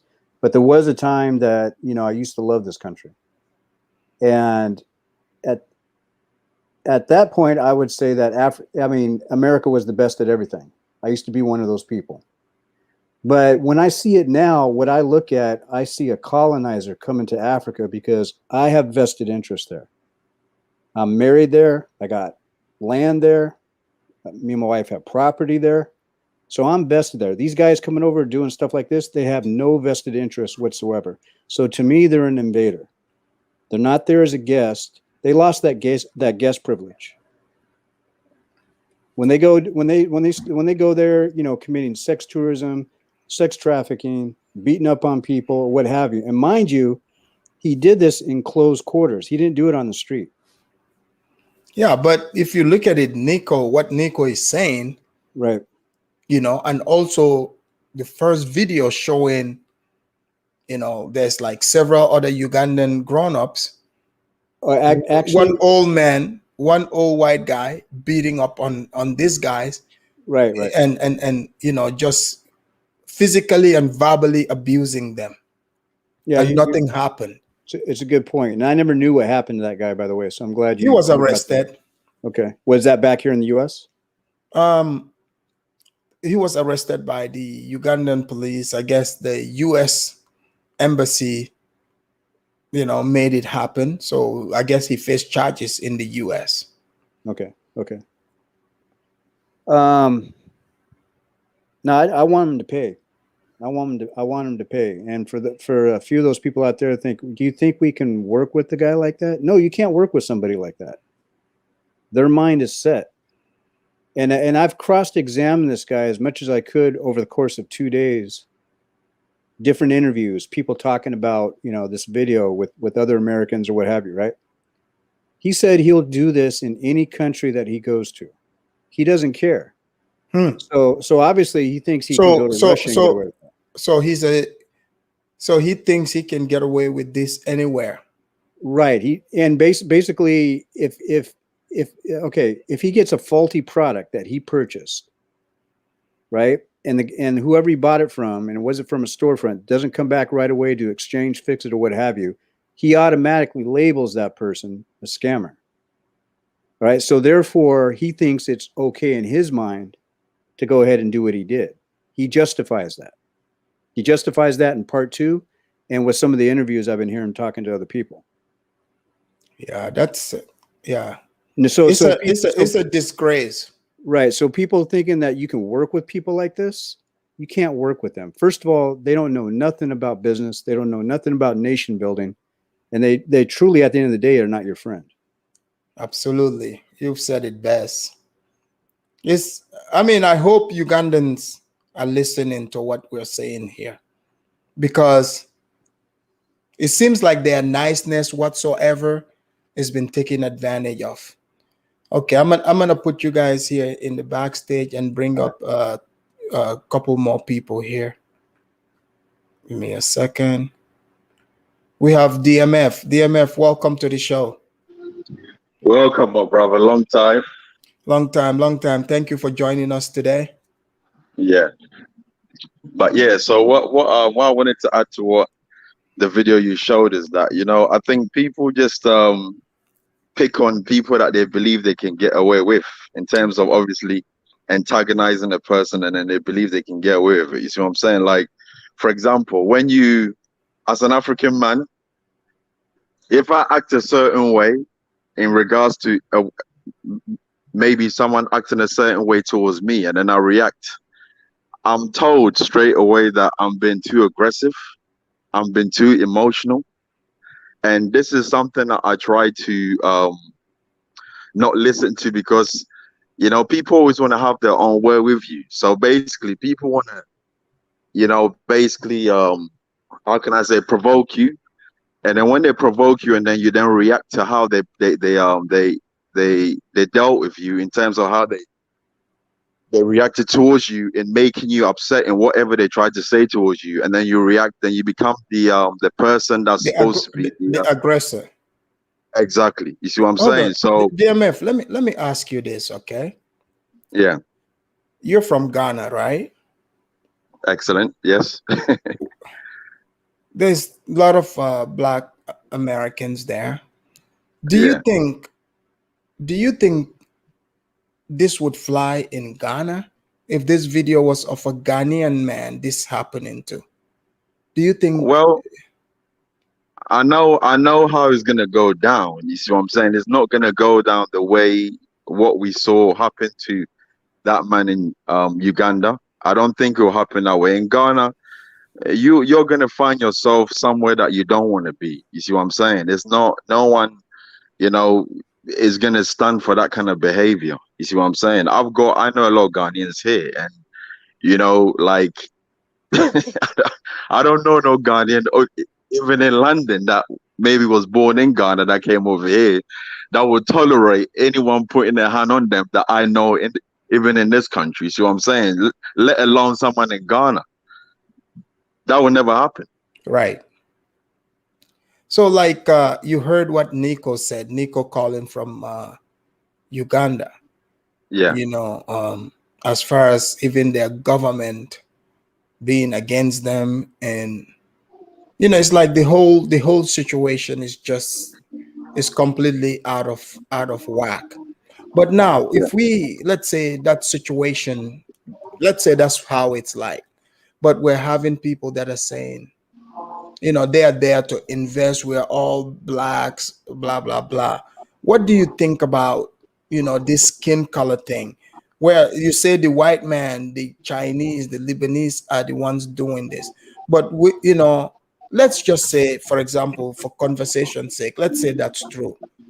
Why should they come up there and add on to that? Why should what the Black Americans come on? Yes. I mean, I Well, don't want to make it sound like it's a bunch of black Americans doing this, yeah, no, but it's like not someone like, yeah, we because have to make that clear too. So of course, yeah, but for me, I don't think it's just a set of like people in terms of color or race or whatever they may be. I just believe it's just individuals. And I think color is something that, when you put on things, you start to segregate people into different divisions that you yes, don't need to put people in. You see what I'm saying? So for me, mhm, I believe that, it's just certain individuals that have certain bad attitudes and they've picked up some, some wrong, I should say, some wrong tendencies. You know what I'm saying? So basically, you have people that would act in this way because maybe they didn't get breastfed when they were babies, or maybe they've got some daddy or mommy issues, and then they believe that by maybe bullying other people, because that was what that was. It was bullying. right, This guy goes over there and he obviously feels like he needs to bully someone. You right, see what I mean? So, imagine obviously if he goes and meets someone like yourself or myself, we know what will go down. You see what I'm saying? That's not a question that would be, what I mean, we'll be here talking about. It will end up in another way. You see what I'm saying? I can remember one time I was in Ghana and I was trying to get my driving license, right? So I went to this place to go and get my driver license, and as I walked in, there was a lot of guys at the gate, and my wife remembers this story, and basically they started saying some stuff to me. You see what I'm saying? But right. I'm not I don't tolerate certain behaviors because I've got respect for myself. You see what I mean? So when they said what they said to me, the way I reacted to them, I'm not going to say what happened, but the way I reacted to them, right? I think they're not going to do that ever again because, I think it's just an individual thing. If you're a person that is not able to defend yourself and to speak up for yourself, you will get bullied. The world is about survival of the fittest. So this is nothing to do with color. It's just to do with a person that can handle themselves and a Right. person that can't. And in this world that we live in, people will take advantage of you being kind to them. And that's something that, just like dogs, a part of dogs. And like if a dog smells weaknesses in a person, the dog will bite you. Yeah. But Well, if the the dog thing knows that is, you're gonna stand your ground, that's not gonna happen. yeah, the thing is, you know, there's a difference between being nice and actually letting people walk all over you. But let's Okay. let's hear what Ras Moise have to say. Hey, Ras Moise, welcome to the show. Ras Moise, can you hear me? Yeah, I can hear you now. How's it going, guys? This is going well. And Ras Moise, where you calling from? I'm calling from Tennessee, Nashville, From Tennessee, to be Tennessee. precise. Yeah, Nashville, Yes, sir. representing the South. Welcome to the show. Yes, sir. Well, I saw the video on African Millennial Channel. Like, I was truly disgusted by that. As a Haitian person, I'm off the diaspora, and it was truly sickening, like seeing stuff like that, man. Because, and then I was thinking in the back of my head, like, what if he had done that in my country of Haiti? Because he would not survive. We Right. don't put up we don't put up for any shit. We don't put up, like, no matter your race. We don't care Right. about your race. You don't come to our country and disrespect like one of us. Like, if as corrupt the police officers are, like the officials, like the politicians, They will never allow like any type of foreigners to come to their land and disrespect, their citizen like that. Like, I'm gonna give you an example. When when mercenary came to Haiti and assassinated our president, like you see the way like the people rally against those mercenaries, like they were going to kill them if it wasn't for the police officers, like who told them no, don't do it.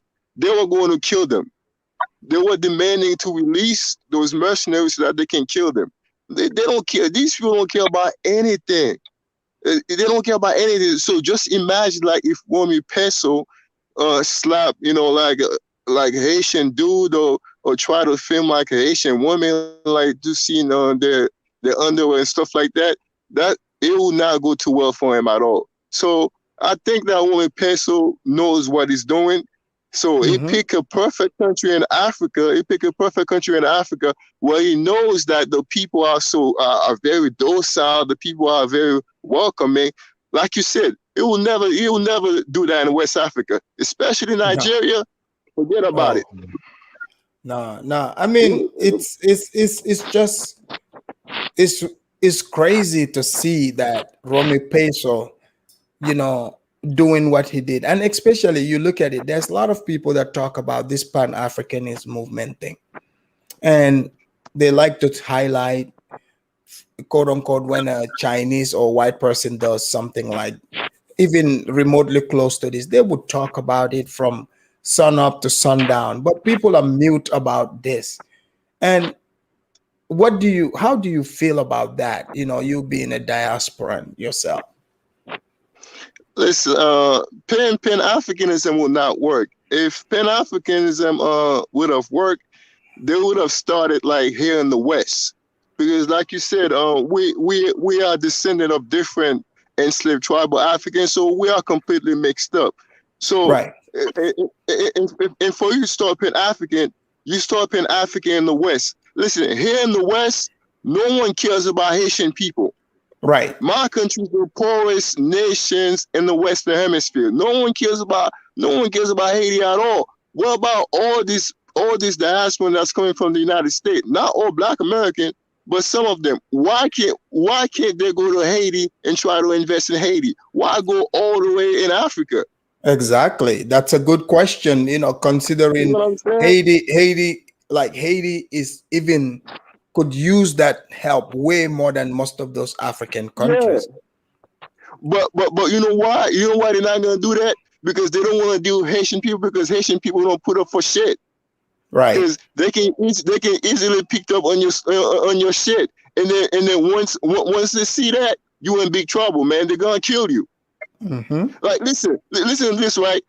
Like we don't even tolerate Christian missionary in Haiti, because anytime like a Christian missionary come to Haiti, we kill them. We kidnap them, like we hold them for ransom, and if they don't pay the kidnappers on time, we just kill them. We don't care about the race that they are, and it's true story. Yeah, it's a shame, man. Well, we have Nico back. Nico from Uganda. Nico, welcome back again. Nico, what do you want to add? I'm guessing you probably heard some stuff and you want to clarify some things. Go ahead. Yeah, actually, I'm going to. Am I clear? Brother Yes, Audio? yes, we can hear you. Yeah, I want to talk about you said we Ugandans, we need to fight. We need to stand out and fight. But remember, we are in the fear already about what has been happening back. The elections, many people have died. So that's why people are afraid to do any reaction. People have died. People are now in hospitals. They cannot afford them because we want to get our freedom, but we cannot fight for it. We are tired of what is happening. Right. Yeah, that's what I wanted to talk about. So the guns, when the president is moving, the guns are pointing in people. Those people are tired already. So for any reaction you do, you'll be dead. I hope you're getting that. Yeah, I mean, I understand that, but it's like when people come and they want to put their, like maltreat you, I mean, there's a line to be drawn there. You see what I'm saying? Yes, yes. Like I get. I'm not saying people should go fight the government whatsoever, because already you guys are facing hardship as it is. The government is already abusing you guys from what you're saying. That's one thing. Then to get strangers to come and also add on to that, if they cannot help you, they shouldn't be, abusing you. You see, that's my whole point. Yeah, yes, I understand you. Yeah. Yeah, that's what I want to talk about. Then I can go back and watch. Okay. Well, thank you. Thank you. All right. We have let me bring up Muatu Mwalima. All right, Muatu Mwalima, welcome to the show. Yep. Yeah, from hearing the Ugandan guy, all I want to say to him is the government being against you is not really an excuse, because other African countries are like that, but the men stand up for themselves. And there's people get killed in elections in other African countries too, so that's not really an excuse.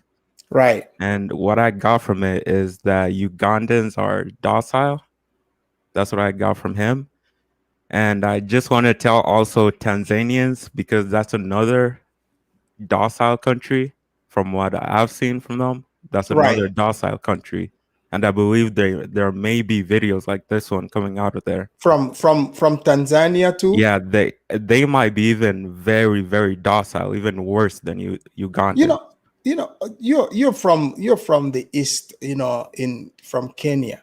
Yep. What do you think the issue is? Like why are you seeing so much of that docility from those places? I think it's the economy. People don't have money, and just the culture. Like in Tanzania, just the culture is docile. It's just the way people carry themselves. And I didn't know that about Uganda. Now I know, so. But I do know Tanzanians are very nice, but it's docile at the same time. So, I mean, you made a video about this situation, about this black colonizer. I mean, you've made a lot of different videos about this type of things, right? People want to call you hater and stuff, but obviously, people are seeing your point that you are showing, because these videos that you're bringing is not, they made it themselves and put it online. Were you surprised by Go Black's, his response, the comment that he left on the video that you made? No, I wasn't surprised, because I knew they were going to try and defend it. Many Black Americans tried and defend it and just want to put it on the side. Even the original video, if somebody didn't send me the link and I actually put it out there, it was just hidden out there. And they're not even talking about it right now. If it was an Asian man or a white guy, it could have been all over the internet, but they're not even talking about it.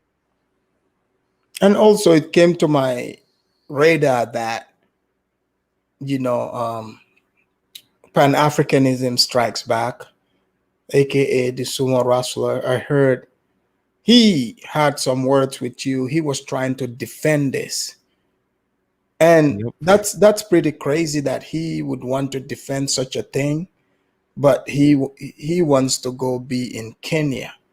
What did you guys disagree on? Like, what points was he trying to raise? Yeah, he was just trying to defend the guy, I guess. Even on the sex tourism thing, he's trying to defend that too.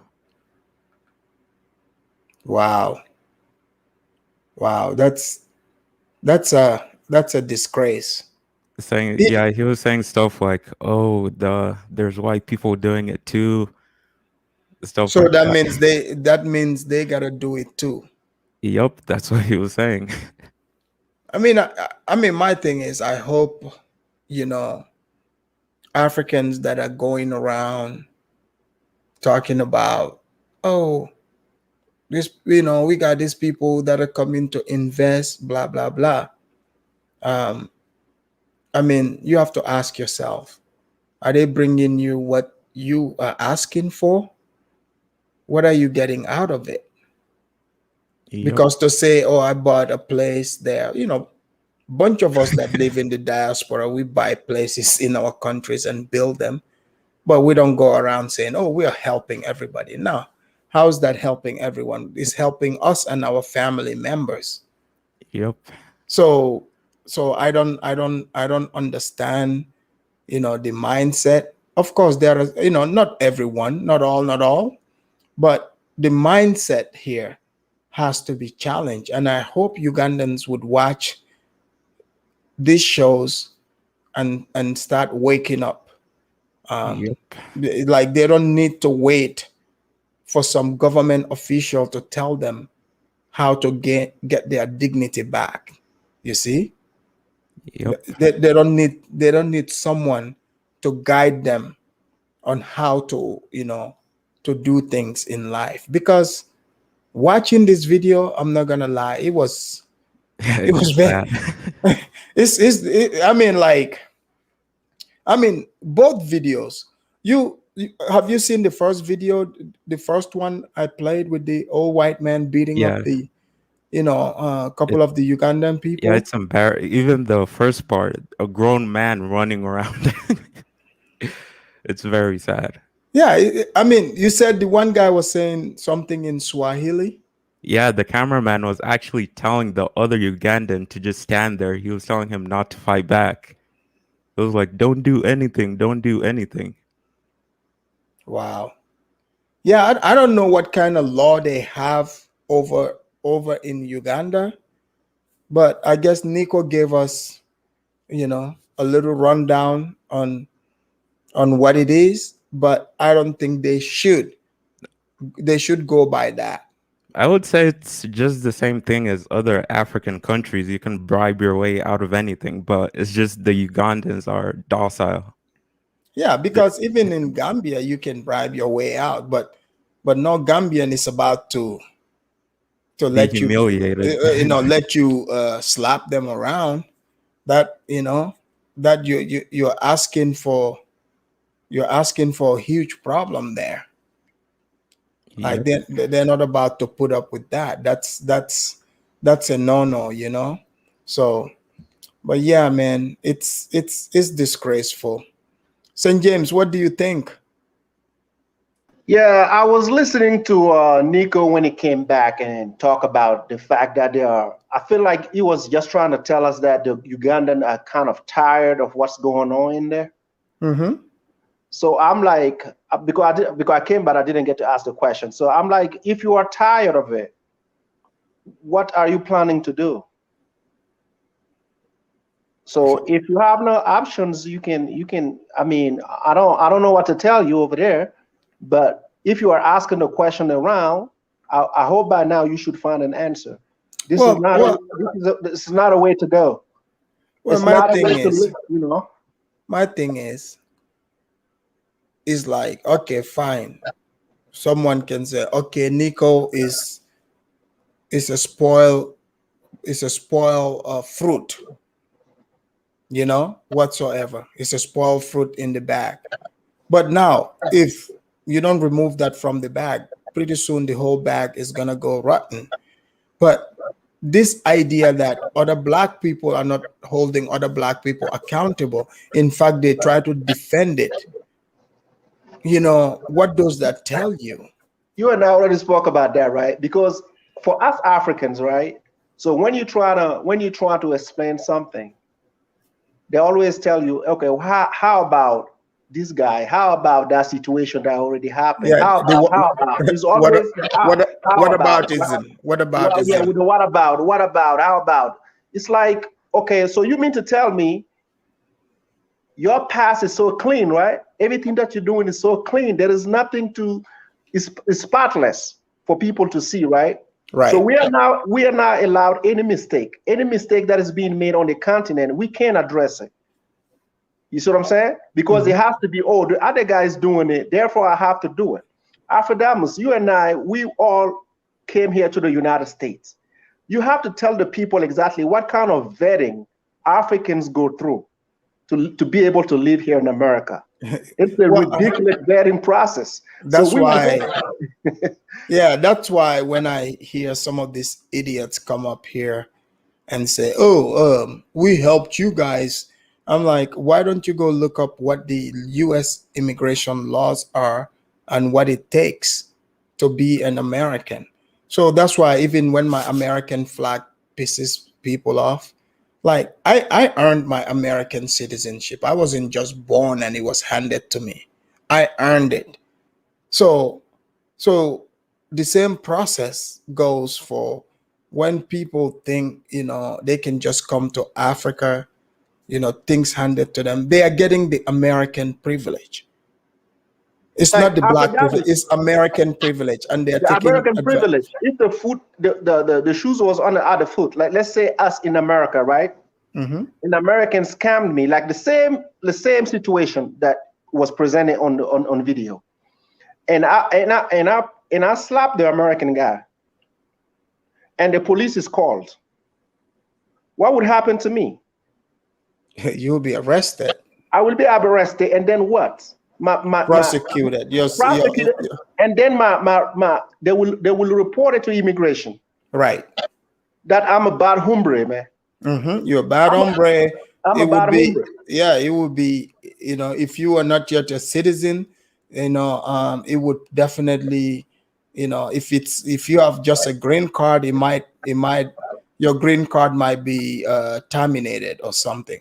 You see what I'm saying? I don't even have a privilege here in America against an Americans. So they have that privilege going to Africa. He has a 3 months visa to visit Uganda, but he get to slap in Ugandan. We just scammed them. We just happened, if it did happen, we just happened to scam them. He get to slap them because he had that privilege, right? For us on the other side, we can't do that because we have the police, we have immigrations, we have all kinds of regulations here that prevent us to defend ourselves in that manner. And we are telling them, listen, you go to Africa, you have to be on top of everything. We want to see the best of you. We expect the best of you. Right. That's the only way we can unite. If you are going to Africa to stay with the lowest, why do I need you? Because Americans don't want the bad hombres coming from Africa here in America to begin with. Right. They don't want that over here. So yeah, why they do they do thorough background check. Thorough background check. And every step it's of not the way. Yeah, and any American can just buy a ticket and go to African country, but Africans cannot just come to America. So there's a difference. So that's why, especially when people are saying they are about this movement, and we see that, because when we speak against it, they're like, oh man, this guy is a hater, blah, blah, blah. He loves white people, blah, blah. I don't know why they think I should hate white people, but that's a whole different topic. Just because you have hate in your heart doesn't mean I have to. But now, let's just say, okay, fine. You have a movement that you're going with, but you talk about everything. But now when you're exhibiting you're publicly exhibiting, hypocrisy. People have to talk about that. Yeah, I get it that, Uganda, they go there, they take advantage of the people, but that doesn't mean we as a people shouldn't call that out and point out and say, you see what these people are doing? This is exactly what is happening. When you go there, you talk about white people are colonizers, but you're worse than the white people. Because we haven't seen a white person beating up somebody and putting them on their knees. I mean, even though the first video was as terrible, but even Romy, to be honest, even Romy himself, I'm not putting this all on him or that white person. I'm just showing the example because the man himself said he deserves to get slapped. Did you guys catch that? Yeah, I call it. I mean, it's like you said, right? As a man, if you let another man ridicule you, I can't defend another man. I can't defend the guy that was on his knee, right? Right. The You only way can I'm gonna defend. Yeah, I I'm not. can't defend you. Mhm. The only way I can defend you is to teach you what my daddy taught me. Right. If you can't take that, you on your own. Yeah, because if you growing up, you know, if I'm hanging out with my friend and he goes, you know, man to man, one on one with somebody, another guy. I mean, the guy beat him up whatsoever. Like, I cannot do anything. I cannot help him jump the guy. You see, like, unless if it's like 2-on-1, then I'll do something about that. But if the guy is saying no, it's okay, the guy, I deserve to get slapped. You know, that's that's just too much. This is African React. What did you think about that part when the guy himself saying he deserves to get slapped? Yeah, there's no way you can defend that. Yeah, that's indefensible because it's like okay, like what is going on here? So we cannot even entirely put this on Romy. You know, I just want to put him there as the example for people that are saying, oh, we are all black people are the same, we're all brothers and sisters. But now you're going to a place, taking advantage of the economic conditions there, you know, and someone like Go Black who talks about investment in Africa, you know, he pretty much implying that, yeah, for $225, I mean, Romy was justified in slapping and humiliating that man. That's a problem. And people not calling that out, you know, that tells me when they say we all black, this blackity black, you know, is for them to decide what it's supposed to be. But, you know, what's in it for Africans? Let's just be real. What's in it for Africans? Because even if you say, oh, I'm going all the way to Africa to unite with the people there, but while you're here in the United States, you hate Africans, you don't even mingle with Africans. What does that tell you? I believe we are the one left to tell that story, bro. And that story needs to be told. And like what we said, man, you know, listening to that video yesterday, someone said, you can talk about me all you want, I won't stop, right? Right. Yep. I believe now we on the own turf. We on the same turf. Because and no stopping anybody over here. That what we're doing ain't got nothing to do with hate. If it has anything to do with hate, people wouldn't be traveling to Africa. People wouldn't be able to buy houses.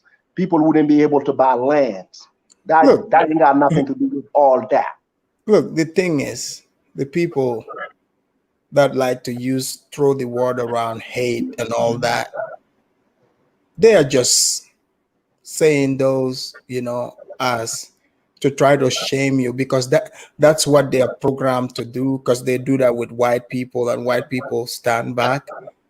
But they know damn well nobody hates them. People are pointing out the behavior. Okay, so all those type of talks, they don't face me.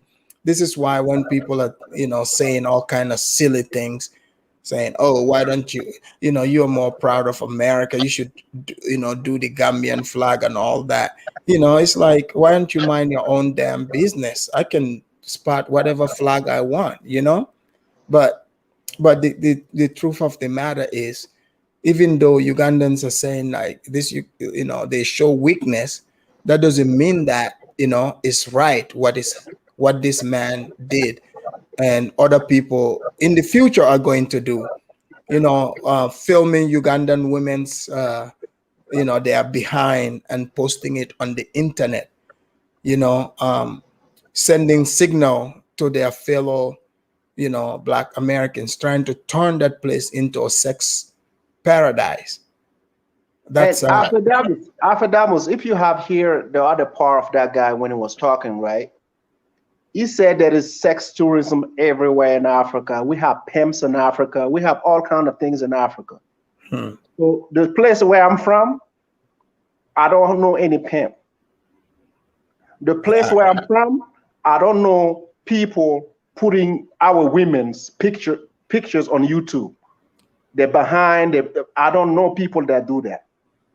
If by any chance you come across a video in that nature, let's play the videos. If they have anything to put out to show us that the Africans themselves are doing this, so we should challenge them to put those things on YouTube so we can discuss them. Exactly. This is brand new to us. So don't sit there and say don't sit there and pretend that you are calling our bluff about something that we have no idea of. I don't know what you're talking about. If you have the proof, just bring the proof so we can have a genuine conversation, because we don't come from that culture. I'm not saying your culture is worse or whatever the situation may be, but we have people here in the West that Africa that doesn't need. We have to agree on that. That don't mean we don't have the same kind of people in Africa. We do. Right. But it's about protecting the people. If we want to combat those things, we have to do them together. Otherwise, I'm going to have to do on my own. You see what I'm saying? But sitting over there trying to shame us, disrespect us, like you guys have more other things to do than pointing out those situations. Like, what is left for us to do? What is left for us to do? To just be quiet, right? You're trying to.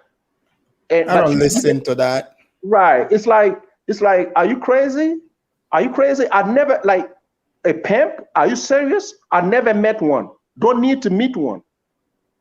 Africans we don't go by pimps. Yeah, it's a disgrace. We have somebody here, Milky. Milky, welcome to the show. Where are you calling from? I'm calling from Canada. Canada, and, welcome. Yeah, I discovered your show when I was listening to Kiganda. Oh, Kinganda? Yeah. Yeah. And you're a very interesting guy. You see a lot of things that it's really gonna anger like a lot of Black people because they don't want to hear some of the things you say. And I feel like a lot. Sorry to kind of take you guys' topic for a second, but no. Yeah, I feel like you speak a lot of truth. I mean, I disagree with some things, right? Because I feel like sometimes it's like, for example, actually, I won't get into that because that was gonna take the topic way off. But anyway, I just want to say I like your show. I disagree with you sometimes, and it makes me want to like call it and like what I have to say, because it just makes me boil, just like a lot of people. Right. But at the end of the day, it's like I keep coming back. Right. But anyway, on the topic of Ugandan men or people being docile, I think it's overall a big issue amongst all Black nations. Like, I mean, even all across Africa. And in my opinion, what African country are you from?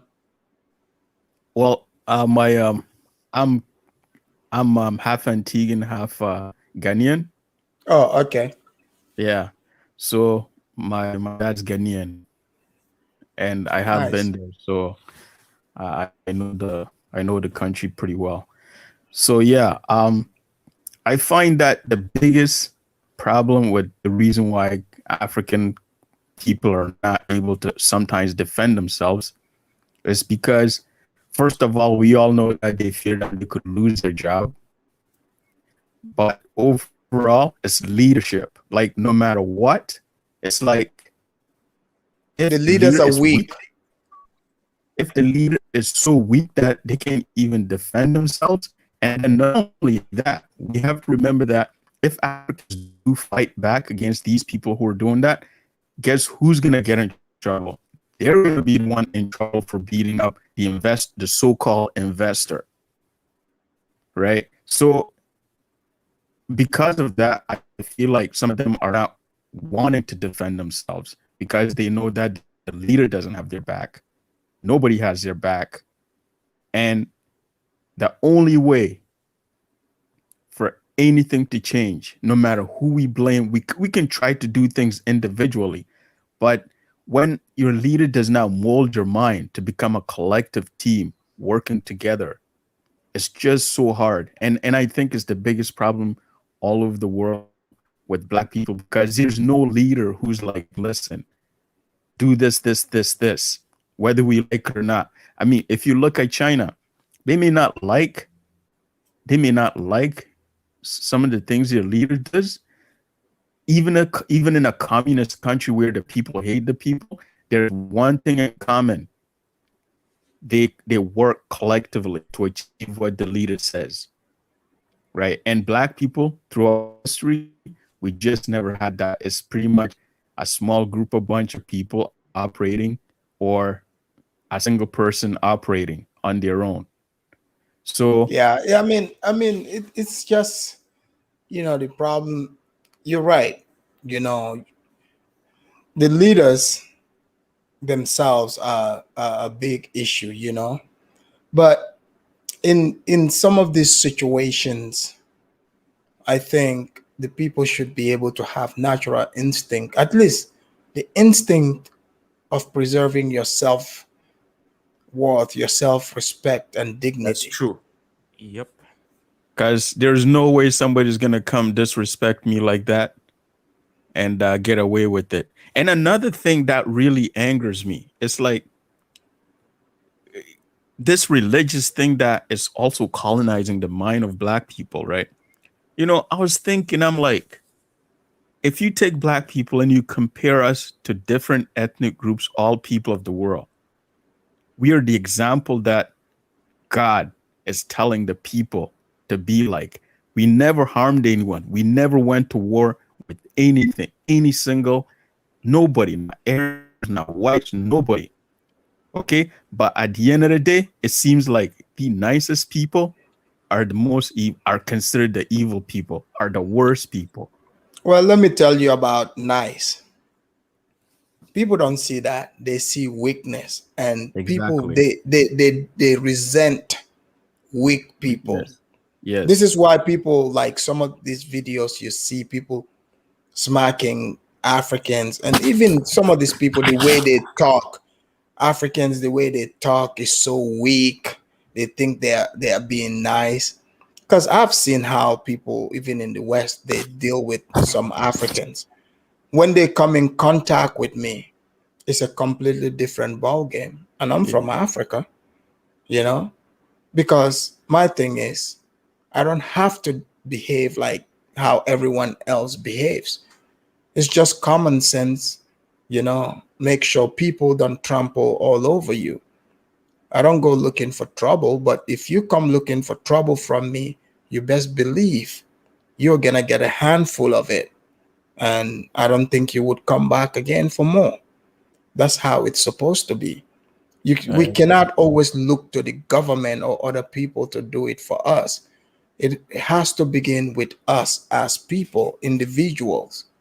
That's true. And then it translates, to the wider population, but You could say it's a collective effort it has to be between the government and the people. Right. Like, but if the government is weak, the government needs to play their part, and then the people will follow along, or they will also play their part, because it's about confidence building. Because it's like, if your mom and dad, like, the other day you were talking about the lack of leadership amongst Black males, because these Black boys have been raised by women, Western women, who are confused. They think strength means to be aggressive, toxic women. Yes. Right. So what happened is, in the minds of many of the oh man, sorry, I forgot my point. But anyway, what I'm trying to say is, this lack of example leadership takes away people's ability to be confident because they're not seeing any confident person around them. Right. Like leadership, that's confident. Because, for example, I just seen this video where, if you guys remember, like 2020, Lebanon was they were taking these Nigerian slaves. Right. Right. You heard of it, right? I've seen it. Right. I haven't seen the video, but in this video that I seen today, it was one of their foreign ministers was summoned to Nigeria for a meeting to talk about how they can work together to end slavery. And it just, and the guy, as they were talking, the Lebanese guy just got out and walked out in a meeting. And not only that, there was some of the black guards were protecting this Lebanese man walk out of their meeting. Even when you listen to these ministers talking, you'd be so ashamed to be black. Like, it's like, listen, you and me, all you guys there, if somebody harms us or our family and we want to sit down and talk with them about their behavior, we are not going to let them disrespect us by just getting up and walking away. Right? Yeah, well, that's the thing, because it's just the instinct. And I think people have to be able to think outside of themselves, because when you understand, because the things you're seeing and the way people behave, it doesn't matter where they come from, planet Mars whatsoever. You are seeing what you're seeing, and you have to handle it accordingly. I mean, for me, quite frankly, like, I never run into these troubles. No, but the way he got out and walked away, and pretty much the way Lebanon is a trash country. Right. I'm pretty sure Nigeria can take on them. Nigeria, well, that's a whole different ballgame. I saw another video where a Nigerian diplomat was getting beat up. That's another video I'll have to bring that's up. another thing. I mean, but that happened in another country, different country. But that's just the thing. It's like, even on YouTube here, I see it. They would have Africans would have their YouTube. They put up the panel, one single black person or two would come and disrupt their entire show. But you look at it, I dropped the link here. How many people have you ever seen hit that link and try to come into my show and disrupt it? It's not gonna happen. They can try. Yep. But it's not going to happen. What I don't like about those people who want to come in and yell at you and shit, to me, there's a difference between a baby and a grown-up. A baby can only cry. A grown-up is able to express why they feel the way they feel. Well, if they act like a baby, guess what? No, they get treated like a baby. Exactly. You send them back to their cradle and put their pacifier in their mouth. Plain and simple. Yeah, like, for me, when I don't disagree with you, like, I haven't really had a chance in the previous calls to come in and express why I disagree with you. But like, I know that you're not doing anything because you hate black people or you want to harm black people. You do it because you care about the culture and you're trying to educate them and open their eyes. Right. So I'll give you an example of something that you said that I didn't agree with you, right? Because if I don't give an example, then it's like just random babbling. Right. So I remember you were talking about Professor Lumumba. I can't really say his name. Professor Lumumba. Yeah. And what the thing that you said about him is that, he's not doing much. He's just going around giving speeches, and anybody can give a speech. And I honestly disagree with that, because the reality is you're doing the same thing he's doing. Sometimes a soldier does not necessarily need to pick up a gun and fight, right? Soldier, I'll have to stop you right there. Right. There's a difference. I'm not giving speeches. I'm looking at No, you're not. exactly. I'm looking at what is happening, what I know to Right. be You're giving true. analysts, I'm analytics. I'm analyzing things, and Exactly. Professor Lumumba is not immune to that. He is what I was talking about. He is pandering, okay? Like, and talked about how he tries to make, because they try to use these oratory skills, like if Yeah, it, I hate when instead of something went instead out of the way saying before. 1960, he would say I hate that. 1960. This is all to sort of put you to sleep. Are you familiar with Dr. Umar Johnson? Honestly, I am, but for some reason, I never got. Every time I see his videos on YouTube, I never have the urge to Okay, click to go listen to him. I'll tell you one thing. The Mhm. man, he's not dumb. He's pretty smart. He's got great oratory skills. But go listen to him, pay attention, right? Don't be taken by what he's saying. He's not saying much. He repeats himself and he put lot of emphasis in it. He repeats what he's saying back to back. So if you're emotional and you just pick up on few things you like to hear, because they play to people's weakness and emotion, and they put emphasis on it and repeat it. But next Yeah, time, that's for when you example, want to brainwash Dr. someone. Umar, right?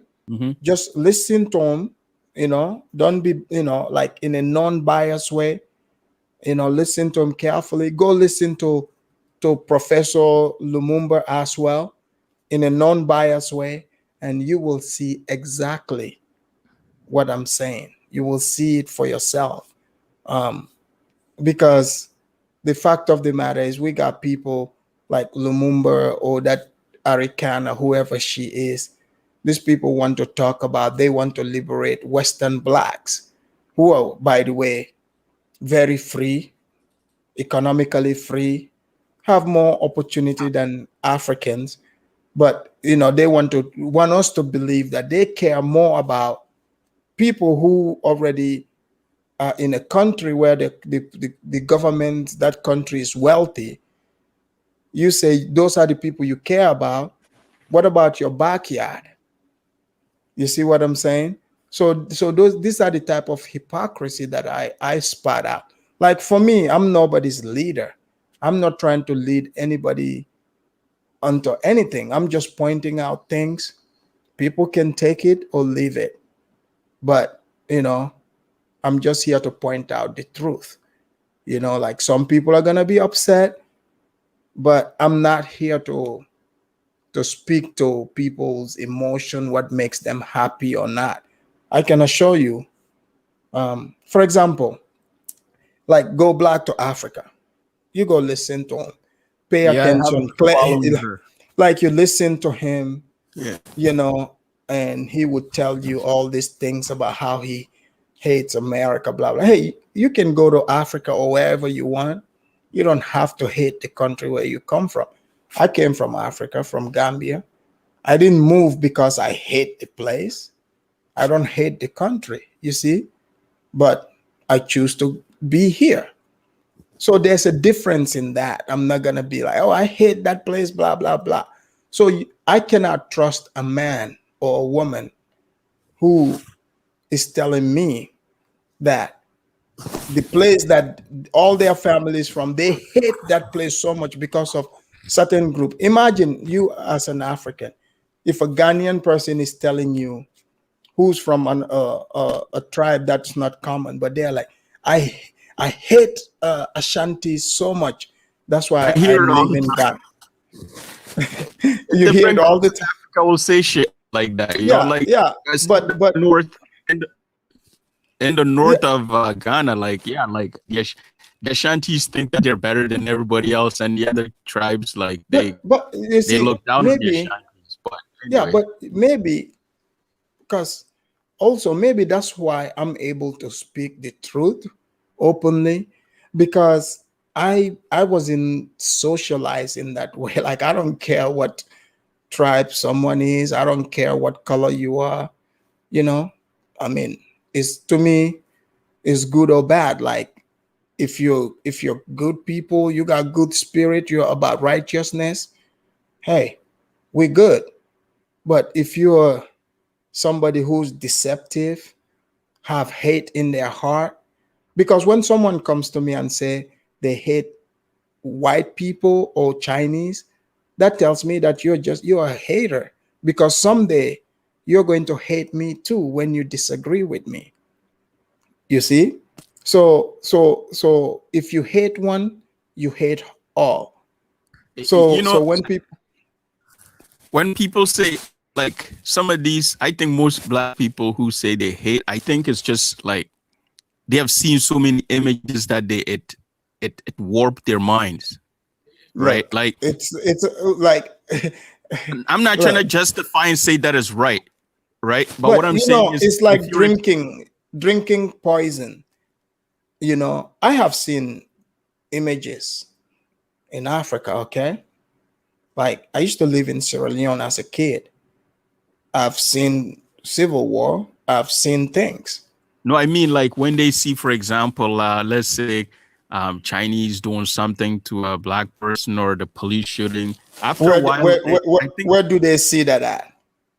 Wait, you mean you haven't seen the videos of like Chinese abusing Africans, or example, the Ugandan thing? No, I haven't seen that.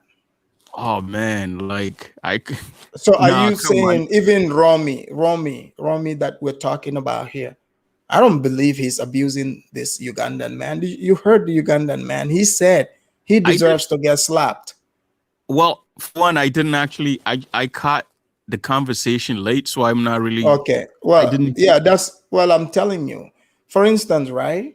Mhm. If I'm a grown man, like I saw a video of a man somewhere in East Africa, he came to work late and his Chinese boss literally told him to lay down, and he laid down and the man beat him up. Oh yeah, I That's seen that. that's not abuse. I'm not about to waste my time to defend that. He's a grown man, he's free. He's the one that you're a Chinese or whoever. You're a grown man. You came there and you say, the man said, lay down, I'm gonna beat you down. And you accepted it. So, whose fault is that? Yep. Whose fault is that? That's on you. You the individual. Your parents should have taught you better to say, hey, you shouldn't allow somebody else to treat you that way. You Yep. see, that's on you. So I would not call that abuse. I mean, do I agree with it? Absolutely not. But that's on them. So that's why when I hear some of these people running around talking, you all Africans getting beat up by Chinese. No, you saw some African getting beat up by Chinese. I'm not about to get beat up by nobody. You see what I'm saying? Like you want me to identify as that weak person just because I'm from the same continent. That person is not me. We are not the same people. Yep. Because I know that's not gonna happen to me. You see? Well, yeah, I So guess for you, you see it differently, but other people feel it like it's an attack on their culture and like. well, they should have they should have trained And their people better. no, they should Yeah, have. But the thing and I is, wanna This go is ahead. wanna Africa. go. Go ahead, African Real. Yeah, and I want to disagree with the guy on the bottom left about the leader thing, because the leaders don't really affect how an individual carries themselves. Right. Like for me, I'm Kenyan. There's South Sudanese people living in my country right now, and if I go to their place where they are in the country, they are poor, but if I go over there and just walk up, I will not. A South Sudanese will not let me put them on their knees. They will Right. kill No, me. it depends what color you are.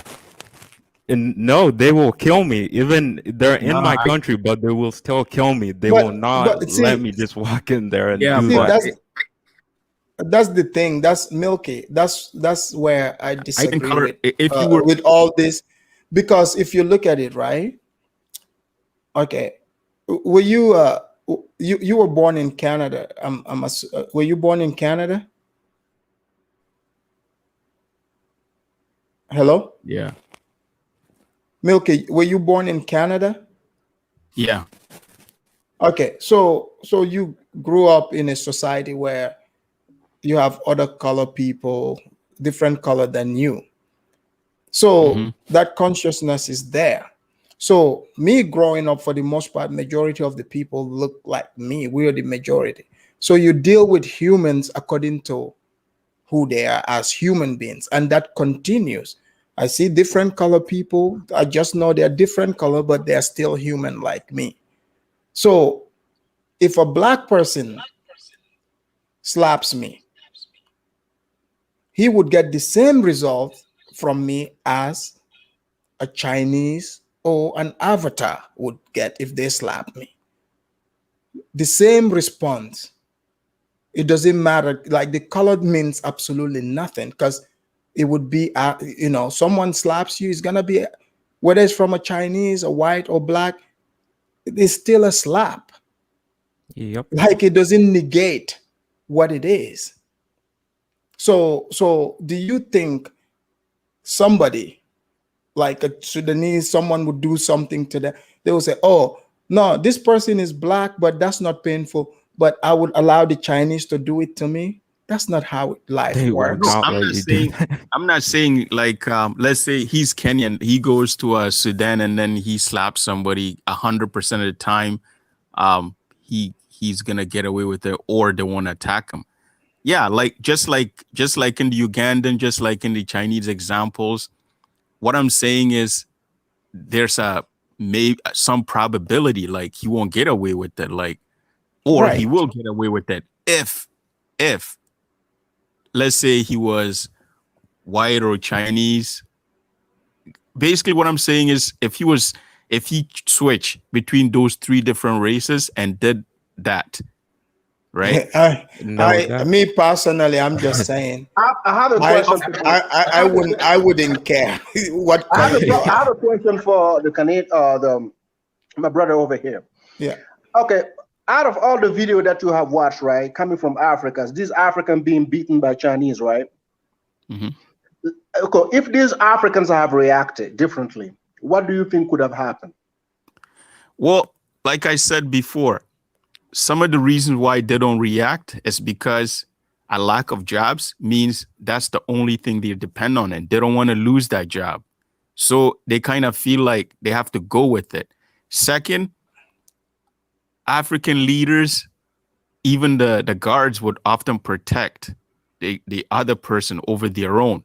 So therefore, if he fought back, chances are the guards would be the ones who attack to go after him instead of the Chinese. For example, in that Nigerian Lebanese meeting that I told you about, it was a black guard that went after the other black people, right? So yeah, that's what I think would happen. I Okay, mean, that plays a part, but so they have to be, so these Africans have to be put in a predicament first, right? So the fear to lose the job make them vulnerable. Yes, it So does then make they them accept vulnerable. those kind of treatment coming from investors, so-called investors in those countries. Yeah. So once you already have these videos showing that this is how these people take advantage of you, because you don't have strong regulation regarding jobs provided by these investors. So then you have an angle to attack the problem, right? Oh yeah, of course. Okay, The so government instead of us being here on YouTube, you can also have a YouTube channels and provide the videos that you already watch, right? And for us to have a conversation with those like who are responsibles in Africa and tell them, listen, these Africans are being put in a predicament where they have to choose between keeping their job or responding to a situation where they can lose their job. You see what I'm saying? But the So Africans this is already what know all this. The governments because know the all this. Africans, like when we're talking about it, like the difference is that I understand, you know, when in Africa it's hard to find a job. So sometimes people do whatever they can to hold on to a job so they can take all kind of abuse. That stuff happened here also in the West. Yeah, that's true. It happens also. So it's not a standalone situation for Africans. You know, it happens here, but here in the West, we have recourses, a lot of recourses you can take in order to address the issues. But in Africa, we don't. So from somebody on the outside looking in, looking at these Africans, they're looking at, oh, this weakness. These guys are dociles, and they don't understand all the element that goes on in that situation. Why the guys taking the abuse? Yeah. You know what I'm saying? So if we can talk about it on a different, at a different time, I really would love to have those kind of conversations. So because if we can prepare one another, so those things don't go all over the place in Africa. I know you won't, because I know places where this thing can happen. But it's all about helping one another, because the Uganda guy that came, I think he just needs a little bit of coaching, right? A little bit of understanding about what other countries in Africa are doing in regard to those situations. If we can provide those sorts of resources to these folks, that would be helpful, because everything that I've seen, I come across the same video that you have seen. Most of them come from East Africa. So I'm not saying the West part is the best. I'm not going to try to compare the two. But those videos, if we are being honest, they come from the West side, the East side. So that's what I'm just saying, because there's a problem there. Yeah.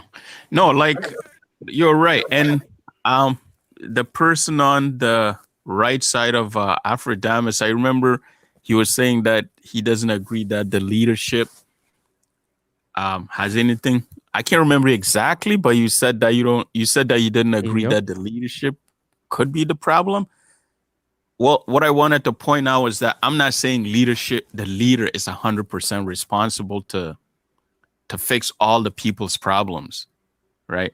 What I was saying is that they have a role to play as the person who will do things to hint to the people, I support you. I agree with that, but not as much as the parents. Right. Oh yeah, it takes like okay. I remember when I was in Ghana, right? There's something I remember. That is, in schools, we never talked about race. Our leaders didn't talk about race. Our parents didn't talk about race. Nobody understood it. And I remember before I came to Canada, like there were Arabs, there were whites, and we always had the question in our heads, like, why are we all different? But nobody could ever question, because nobody could provide an answer. I learned about race when I came to live in Canada. When I immigrated this back is not a racial thing. No, Yeah, I'm but saying people even carry themselves. even like you talk about race, like for instance, no, I wasn't trying to derail the. No, I people wasn't trying to put derail emphasis. They put emphasis on race. Like No, me growing up, I just know. Like I see a white person, I know, oh, that's a white person. That's a Chinese. That's a Indian. It absolutely, honestly, but what I'm saying is, I know, like, hey, they are from different culture than me. I'm used to other different cultures. Like I see other black person, we're all from the same country. I know our cultures are completely different. So there's nothing new there. So race, different race that's definitely no excuse for somebody to allow themselves to be abused. If you look at in this Ugandan thing, it's not this different race.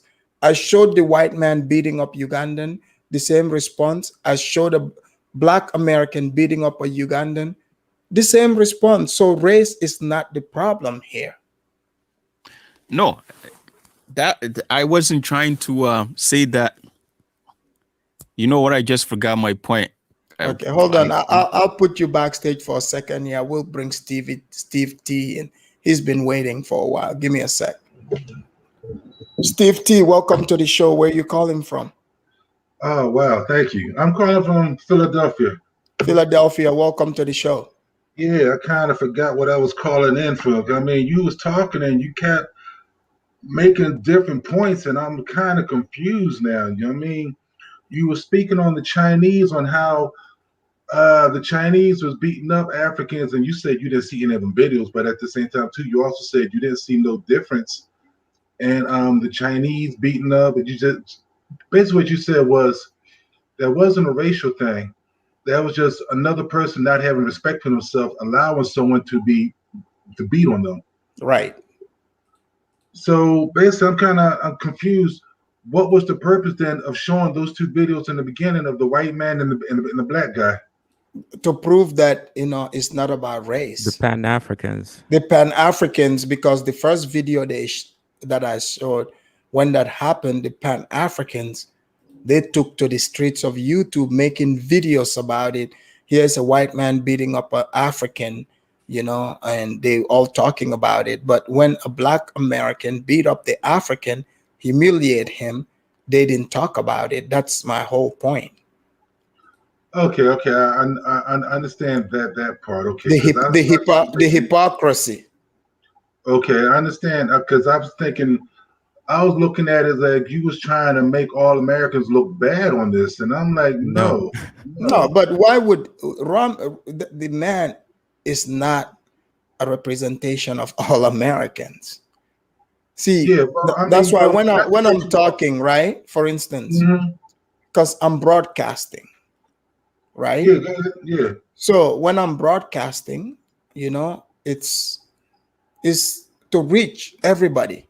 So some people are going to see themselves in the stories that I'm presenting here. And others are going to be like, yeah, he's right, but I'm not this way. But now, because if anybody's not like Rami, the guy that went to Uganda beating up somebody, you wouldn't identify with him. Like, you would know, man, that's messed up. I would never do that to somebody else, whether black, white, or whatever.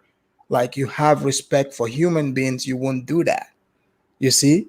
But if I don't understand why another person would want to take up for that and identify as it just because the man is black. Well, that's a whole different subject about Pan-Africanism, okay, not showing black crimes. That's a whole different subject right there, okay? But I mean, from what you showed on that video I seen there, I just seen a bunch of people that had no respect for themselves. All right, you can blame it on the Ugandan government. No, guess what? They just don't have respect for themselves, because you allow people to come into your country, whether it be Chinese, Black Americans, white, Lebanese, whatever, and disrespect your people.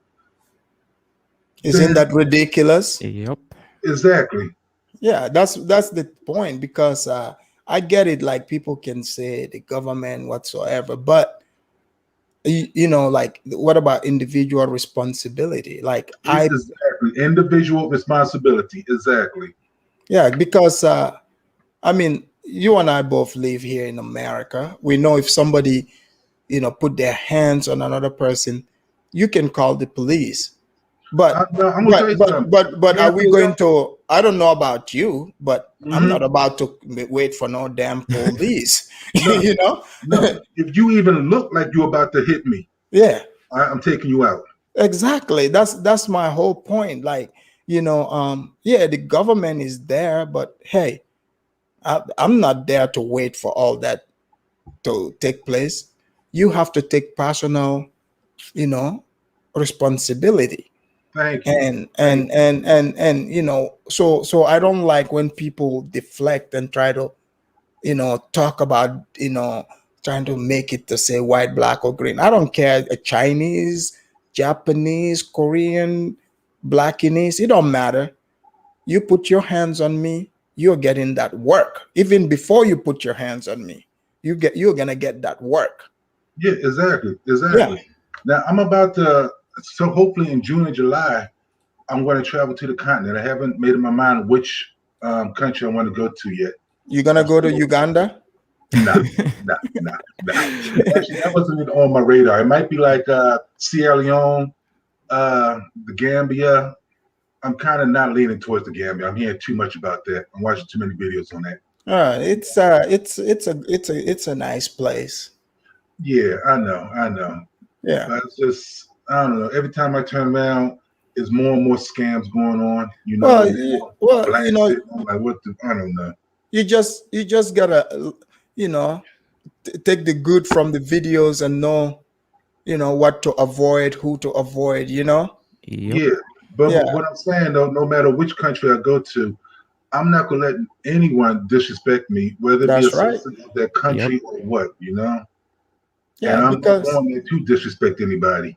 yeah, because that individual responsibility, that's, you know, that's entirely on you. Because, like, you know, the way you are, you would carry yourself, you know, to places and still carry that respect, you know. And for me, I see it like, okay, Romy is a total jerk.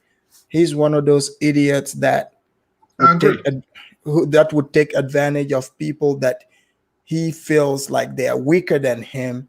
So he will totally, you know, beat on them. You see what I'm saying? I totally agree.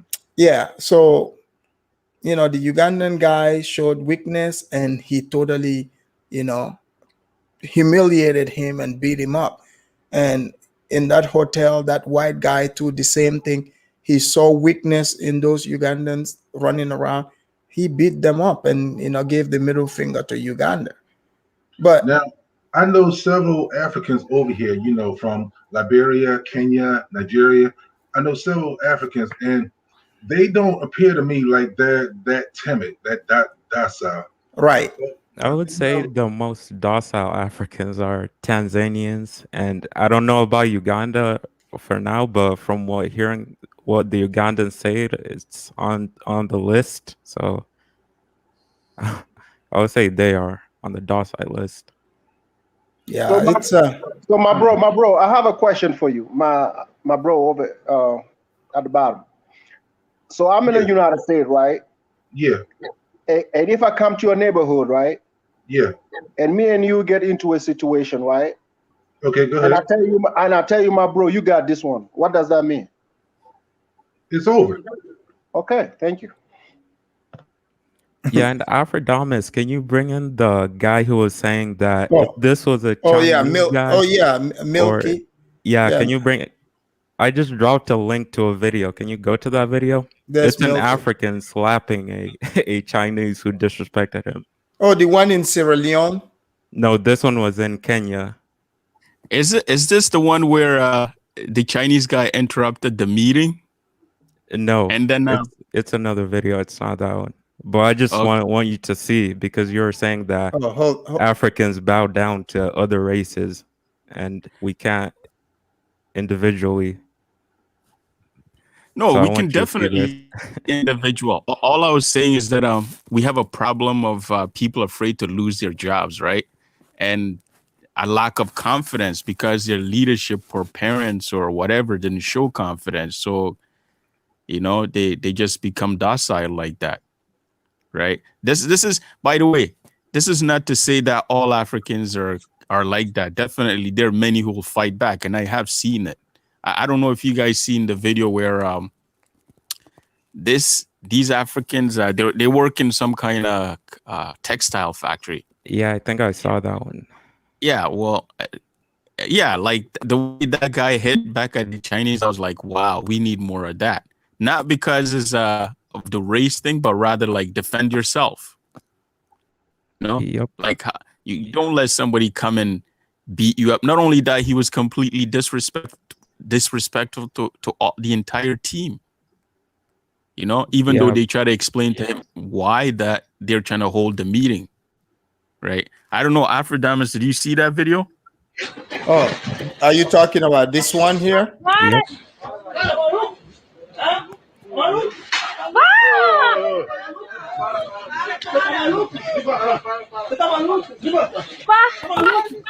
No, I haven't seen this one. So as you can see, it doesn't matter if it's a Chinese or white guy. It depends how you carry yourself as an individual or the tribe you're from. We need more of That's that. true. That you're right. It's true. It comes down to an individual level as well. But at the same time, I still feel like the entire nation or country needs that collective thinking to be put in their head by their heads of state. Right? Yeah, that definitely plays a part, but it's not like the main thing. Exactly. Because if you look at there's this recent video what Amaya did, right? I'm pretty sure some of you guys saw it, where the Chinese lady was teaching I think a 5 or 6 year old how to hate black people. Yes. You guys seen it, right?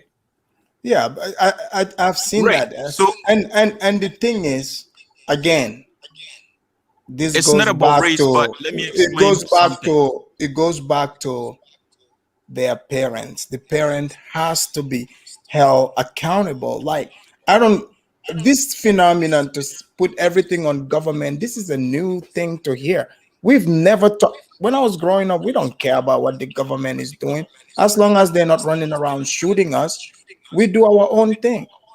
Okay, I agree, but the government, I agree, but what I'm saying is government has some responsibility. For example, I'll give you why government has responsibility. The average person cannot build a power plant to distribute electricity. The average person cannot build sewers. Well, that's a whole different. That's a whole. No, I'm giving you an thing. example because I'm trying to link it together. Why the government has some responsibility, right? So what I'm saying is, the government builds the artillery, like not the artillery, like the vessels that carry out certain things, and then you know what happens? Like if you can get electricity, all of a sudden you'd be like, hey, I'm gonna start my business. I don't have to worry about electricity. Let me ask you this. If somebody walks up to you or you have disagreement and they just slap you, right? Do you need the government's permission on what to do? No. That's what we're talking about. The topic you're talking, that's a whole different ball game. I understand I'm talking about. I mean, Milky, you can look at maybe South Sudan. Uganda is doing better than them, but you can't walk into South Sudan and do something. They'll kill you. You won't walk out of I'm there. not disagreeing with what you guys are saying, but what I'm saying is, a whole nation as a collective has to have a certain, the leadership has to instill at least some amount of confidence within the people. And the reason why I'm giving that example is I'm trying to tell you that, okay, in that video, what the Chinese lady was doing, this is something that is told to them by the communist government. Okay? Like the communist government tells them, it's a propaganda. They tell them what to say, how to say. So therefore, this is how she got that to tell her kid. Okay? So what I'm saying is that is confidence building right there, what the Chinese government is doing. It's telling its people, we are better than these people. This is why. Don't trust these people. And even the Chinese government showed it when they kicked Africans out onto the street. Well, the thing is, again, if Chinese parents are telling their kids that, what is this African parents telling their kids? It goes to the culture. Exactly. It's exactly, that's what I'm trying to get at. It's part of it's a whole thing that makes. Yeah, but why is this the government's problem? This is not the government's problem. No, it's not. This is parents' problem. This is cultural problem. An uneducated parent doesn't know much to educate their own kid. For example, when you say educated, what do you mean by educated? Okay, what I'm saying is, because the education system about our history and how other cultures are in Africa isn't being taught, so people don't know. They have in Africa, people have a positive view. The government doesn't teach you how to raise a child. Are you telling me? No. You need to know history to know that another person shouldn't be slapping you? No, not that. But you should know your own history. But that's what I'm saying. People, right? For example, your history, we know this in Africa. People's history is separate. Okay, just because another person have a separate history doesn't mean. I'm getting a feedback here. Most people do not know. Okay, put it this way. The education system is not good enough for them to understand what, like, let's say Arabs think of them, or what Europeans think of them, or what Chinese think of them. They don't know. Many don't know. Well, let them learn the hard way. I mean, this is and they not are a learning race the hard thing. way because a lot I'm of telling people you. don't even know that they were colonized. Exactly. So, look, guys, this is Milky. You're taking me to a completely different lane. I will bring that topic another day, but there's a difference between personal accountability and what you're talking about. I don't need to know that Christopher Columbus came to America in 1492 for me to know that nobody should slap me. Okay? I think you just misunderstood what I'm trying to say. Well, but that's fine though. I mean, well, what you're saying, African people know their history, okay? Like very well. The education system. I don't have to sit in a classroom to know my history. I know my history before I even sat in a classroom. See, I disagree with you on that because I've spoken with people. I don't know. They learned more about their history coming to America. Well, that's them. I'm talking about. I understand that. How does history affect how an individual? But what is let me be you have to understand how others perceive you. You have to understand how if you don't know how people perceive you, but it doesn't go by race. This positive sunshine view of them, and because you don't know that, you don't know why they treat you that way. Did you see the video But that does it matter? played with the Chinese guy getting slapped? No, you mean in the video? Yeah, I seen it, but that has nothing to do with the people knowing. But he didn't go somewhere to learn that Chinese people don't look at him somehow. It was an instinct. They disrespected him, and he slapped the individual. Look, it's natural instinct. You have to have respect for yourself. You don't need any book to tell you that. Okay? You don't need to know no history, none of that. Just I have disagree with you. I disagree with you. Hey, you can disagree. Look, if you don't know who you are. But that's my whole point. You get that from your parents, your mommy and your daddy. No school has to teach you that. Don't know themselves. Well, that's on them. Let them learn the hard way. Even what Amaya made a video that says that the education system, people just so it's credible. It's credible because Chinese and not their own language. Do you guys feel inferior to the Chinese? No, we don't. Then why are you talking about the Chinese? I'm not. See, this is the problem. I keep hearing.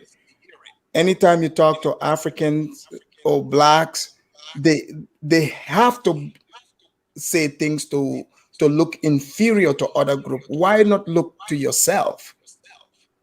Nah, you look to yourself. That sounds crazy. Why do you need to be taught that we don't disagree. Other races look down on you in order to? No, we don't disagree that you have to take personal accountability in defending yourself, or you don't let nobody disrespect you. We don't disagree with that. Okay, did you hear the guy? Did you see the guy that got slapped by Romy? Yes, and he defended himself. He did? What? Okay, Milky, I gotta let you go. No, sorry. You're not even with us. I gotta let you go for You're now. talking about the video that what's his name? Okay. What's his name? Send me the link to, right? Isn't that the one you're talking about? No, the topic we're talking, the Ugandan guy that got slapped and put on his knees. Oh yeah, remember I told you when I came in, I came into the conversation late, so I didn't get to see that. right? Okay, well, you'll have to go back and see Before you because let him go after Damus, I have a question for yeah, him. go for Do you even care about what the Chinese government is telling Chinese what to do in Africa? Do you care? If you're strong enough, why do you care? Are you talking to me or him? Yes, I'm talking to you. Like, why do Africans have to care about what Chinese think of them?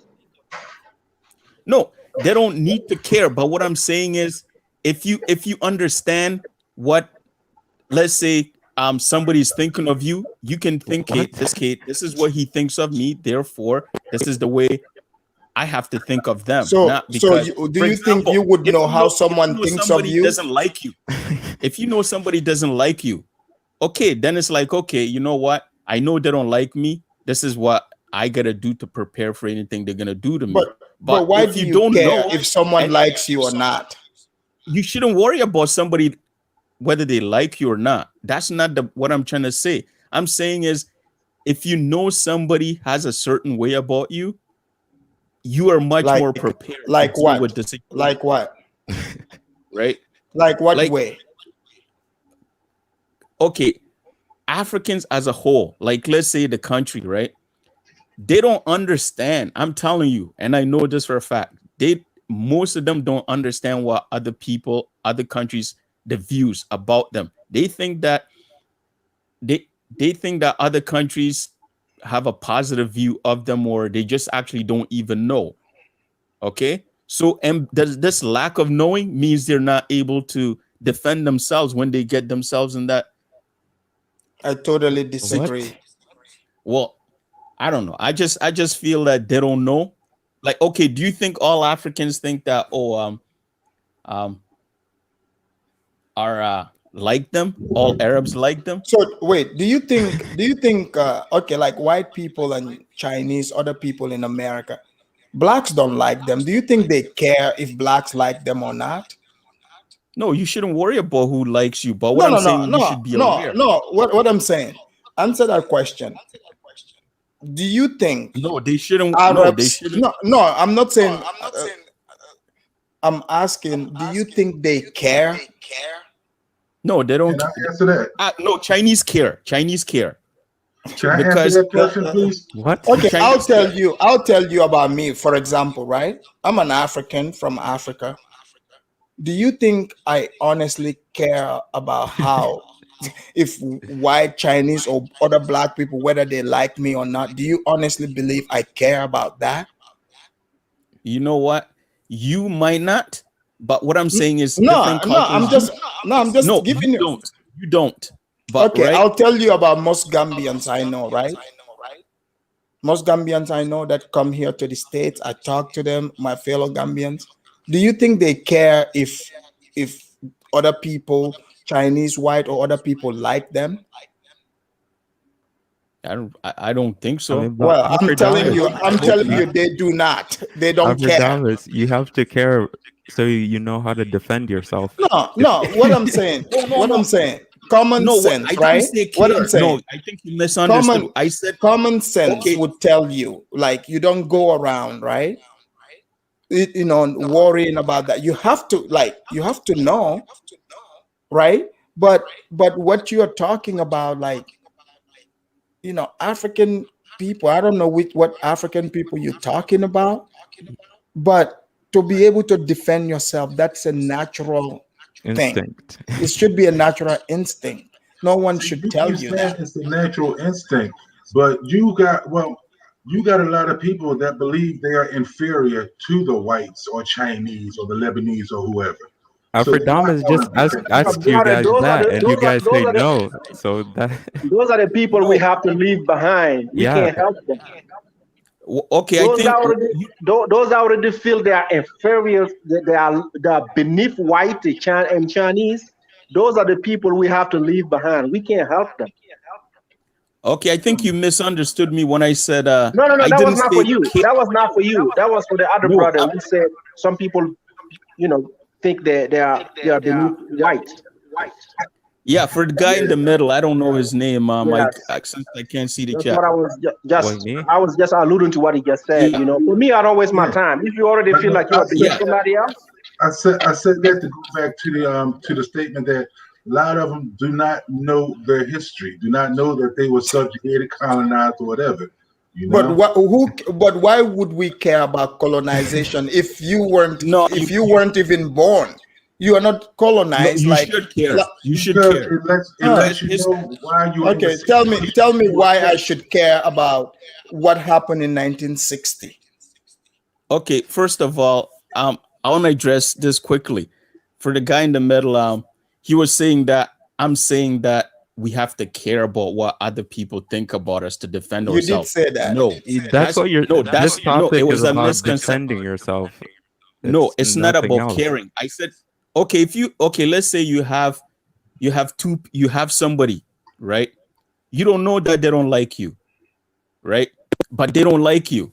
They have evil intentions towards you, but you don't know But that. how do you know? I mean, I That's the don't thing, go you don't know. around hating white But people and saying, "Oh, they have Okay, evil please intentions." understand. If you don't know no, your no, no. history, you are You see, doomed to what I'm repeat it. let me That's why Okay, you need just to finish know this what point. you need to know who you Milky, are. answer this question real quick, right? Because of time. Why should I care about what happened in 1960? I wasn't even born. I was not there. Why should I care about that?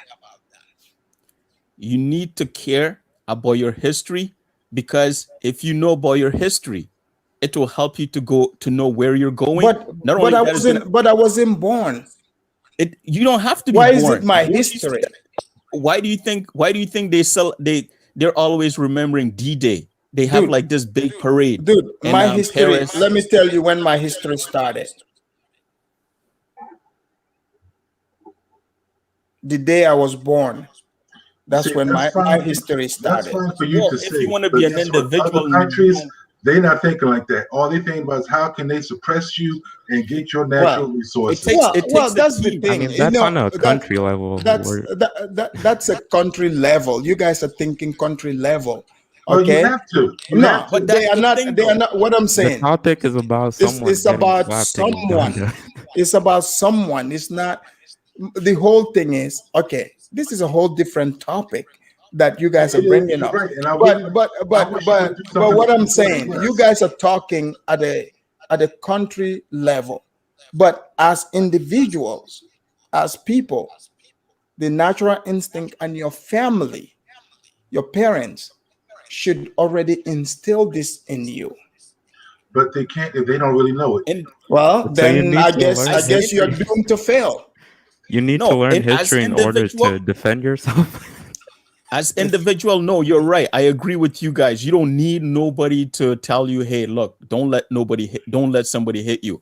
I agree with you guys 100%. I never disagreed from the beginning, right? I never disagreed in the individual level that you should let somebody come and slap you. But what the point that I was trying to make is that there's the individual level and then there's the group level, which is the whole people as a whole. Okay, did you see this guy slapping a group of Ugandans or one Ugandan? I seen the white guy basically slapping three You or know four what? of them. No, I'm talking. Look, I don't mean to laugh, No, I bro. think Why know you what I gotta think say is it a like that? misunderstanding between. Look, They should have banded together and jumped his behind. yeah, no. No, What no, I'm I think saying is there's right. What I'm saying is this guy. Okay, even those guys, they needed individual responsibility. They should already have known. Hey, this right here shouldn't be happening. Yeah, but You see, don't you need say no that. history to know But that. even when there was three or four of them, why didn't they all band together? Because they were Look, you know taught what not to. they didn't need to. The one guy he smacked especially was bigger and stronger than the man. Yep. But it's not you- about the size of the dog, it's the size of the fight in the dog. Exactly. no, So, I agree with you guys that in the individual level, yeah, like, but what I'm but saying is Milky, it's a wide, Milky, we're we in a hard for me situation. to talk with you right now because you did not even see the video. So I'll have to let you go and see the video. Then you would know exactly what we're saying because you're taking me through, like 1960, and I wasn't even born back then. So, I don't like to, I like to talk about present things, So, because this is, I'm alive right now. So that's what I focus on. Life is too short to waste on, you know, things that no longer exist. So, but Well, thanks for coming. I'm going to leave out of your panel, but I would like for you to, if you don't mind, I would really like for you to do a discussion on why things are the way they are in different countries on the continent. I will. And that is about history. Well, like I said, when you look at it, because I see some people writing, oh, if you don't know your history, you won't know where you go. The most important history to me is knowing my family history. That's the most important history to me. Well, see, And also knowing myself. Okay? Because if you don't know yourself as an individual to take responsibility, you cannot stand up for the country to begin with. You can read, right. you can read the books till the cows come home, because the man that got slapped, he sounds like he knows how to read. He speaks good English. Mm-hmm. It sounds like he read a lot of books back, but what did that book do for him? It didn't do it. The books didn't do much. Say this: if you don't know your history, you're doomed to repeat it. Well, yeah, that's what I'm saying. If people don't know their individual history, it's not individual; it's group history too. No. Okay, do you want to tell me? Okay, let me ask you. Like in Africa, right? It's a lot of groups, right? So, are you telling me, let's say, someone who is a different tribe from me, are you telling me that we have the same history? Nope. Then why would I it group? would be good to you to know your tribe's history. Well, I know that. so therefore I don't, if you're talking in groups, groups when you are in groups, right, you will be group lumping with other people that are weak. And when you have weak people among you, it takes the whole group down. So this is why I say individual responsibility. Your family is responsible for shaping your mind, and they have to teach you what the code is, the principles. That's where it starts. But people talking about government, and government don't care about the people. Well, you see that because the government's taking their money, lining their pockets, and screwing the people. Yeah. Okay? So if we already know this, why would we want to leave our own sanity, our own principles to government for them to shape that for us? This entirely falls on the family, the culture the person comes from, that's what determines, and shapes your view of the world. And when people say if Chinese, you don't know your history, how can you shape your future if you don't know your history? Yeah, but that's what I'm saying. Why don't these people know their history? Do they have parents? Were they raised by wolves? They're not being taught it. They're not being taught it in the schools. So let me give you an example. Do you think if I didn't go sit in a classroom, do you think I would have known my history or not? No, because see, I kind of agree with you on that, okay? Because I myself did not learn my history in school. I learned it through books, reading, teaching myself, as most of us have. School, but what does school have to do with the individual? To be able, just like you told me, right? Answer me this one. You got a few countries in Africa where the Chinese are teaching people not how to speak their language, but how to speak the Chinese language. I'm not aware of that. I mean, that's on a country level. See, I'm not aware of that, but if they are doing that, obviously, just like you say in government, right?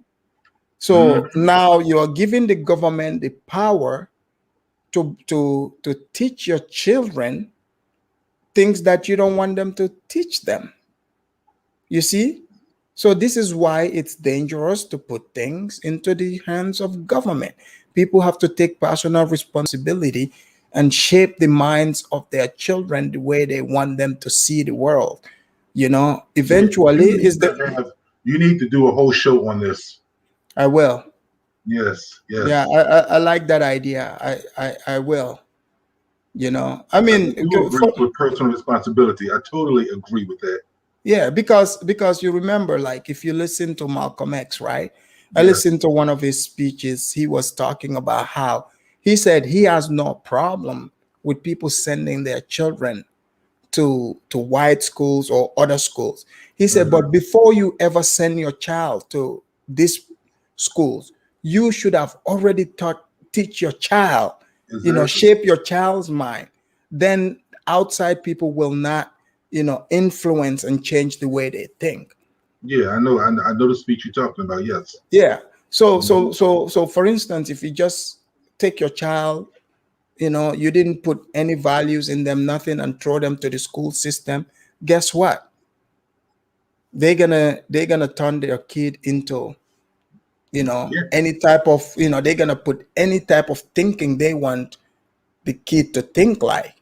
True. You know, that might not even be, you know, they could turn your own kid against you. You see? True. Yeah, because the government have their agenda. They're not there to, you know, if here in America all the way to Africa. Like, why would if the government have the power in Africa like they do here in African countries, why would they want to teach people's children to empower them so they can come and take them over? They're not gonna do that. They're not gonna do that. So that's why I say you don't need history to know that, you know, you don't need to be part of the slapathon that's taking place in East Africa, in Uganda, to be specific.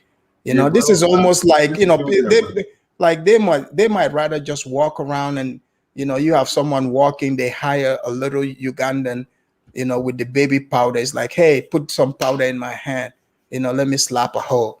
But the hoe is a man this time around. They might as well do that, because the way things are going, you know, this slapathon is going crazy over there. Right. But you're right. Yeah, I'm gonna do a show on that, you know, the personal responsibility, and I'll definitely make sure Milky and you are here so we can talk about it in detail. I really hope you do, because I would like to discuss that one. I will. Thanks for coming, Steve. I really enjoyed talking to you. Thank you. All right.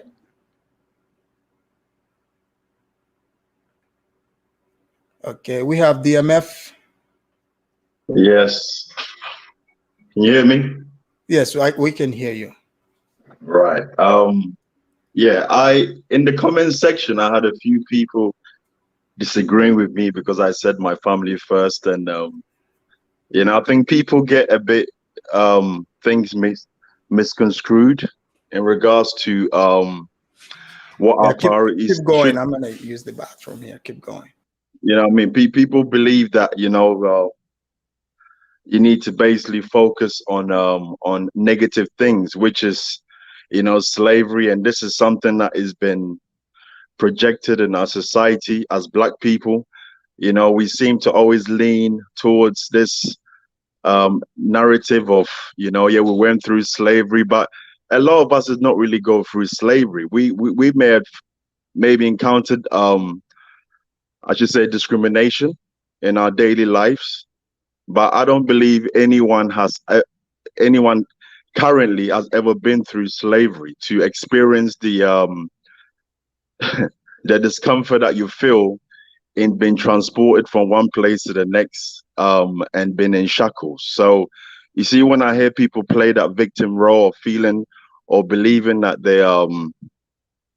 they've gone through some ordeal and basically they went through that slavery, you know, discomfort of being chained and, you know, been taken from one place and then put to another place, which is basically displacing them, and it causes psychological effects upon people's minds. You know, I don't like to play victim to those things, because I like to rise above things that are not going to improve my psyche, you know. And a lot of people are more focused on this narrative. Is just basically something that maybe because they've got maybe financial difficulties, right? A lot of us tend to get into this mindset of just wanting to just focus on this negativity, which is always about, I'm the victim, this happened to me. And if someone comes along and expresses their feelings about what they don't agree with in regards to maybe they never experienced what another person experienced, and that person becomes or deemed as a person that is looked at as in a negative way. You see what I'm saying? So with me, I don't have no issues with no Indians, no Chinese, no. I just take people as they are. People are people.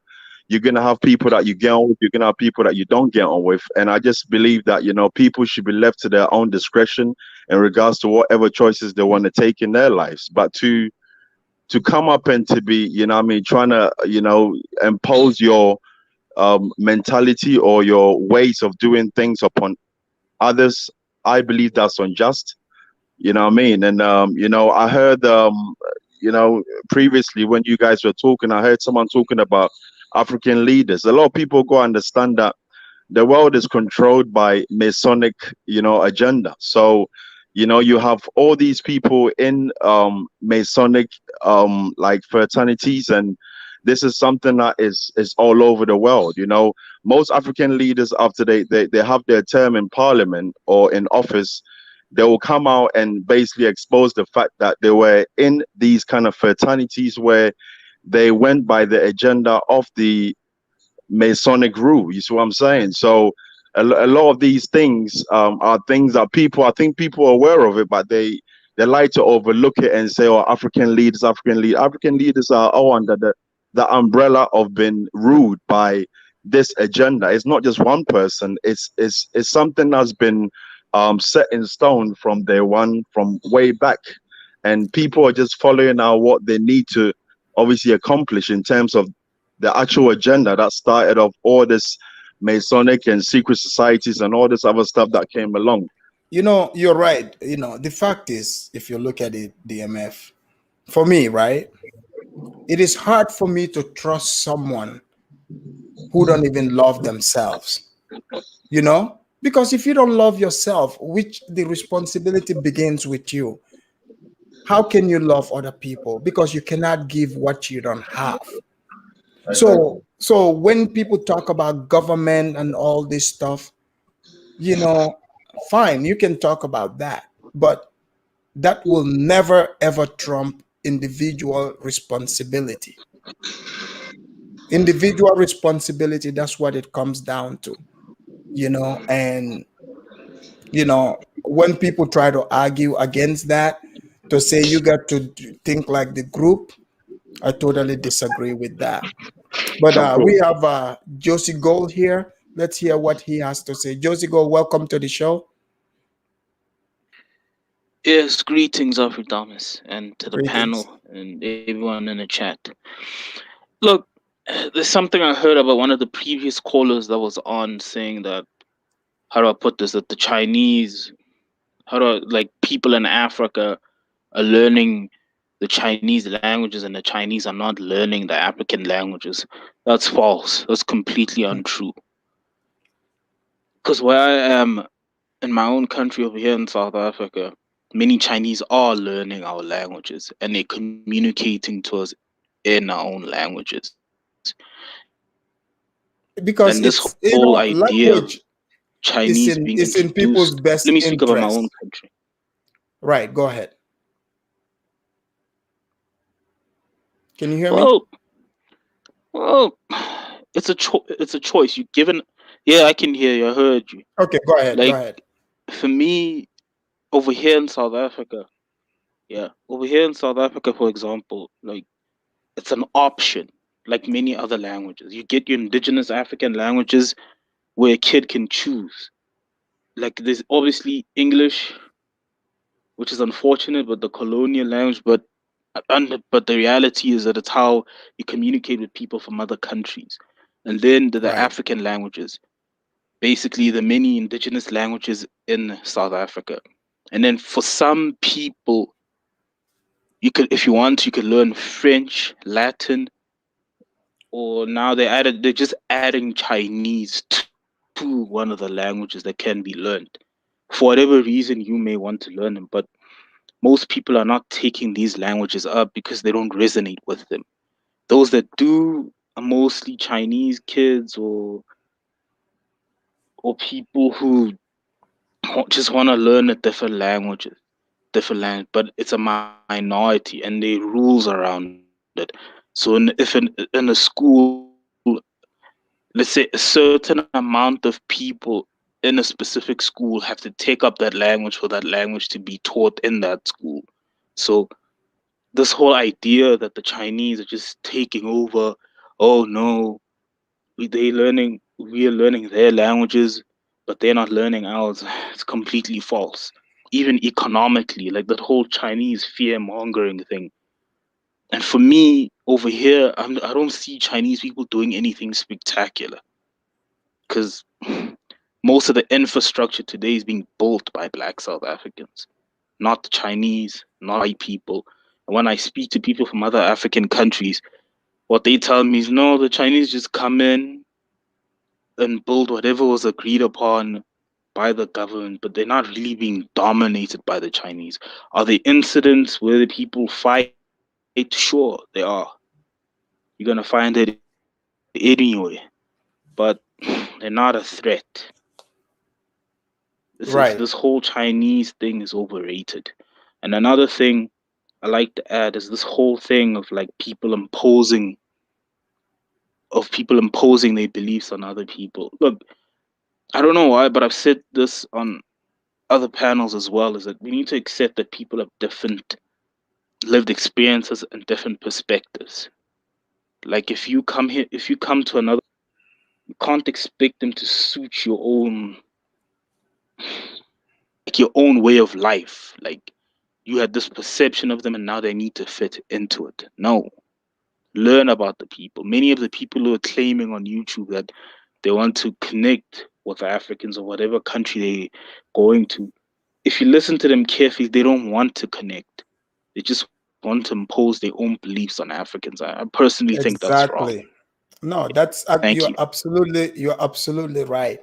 You know, since when is learning other languages a disadvantage? Even where I come from in Gambia, my tribe is a minority tribe, but I speak all the other languages.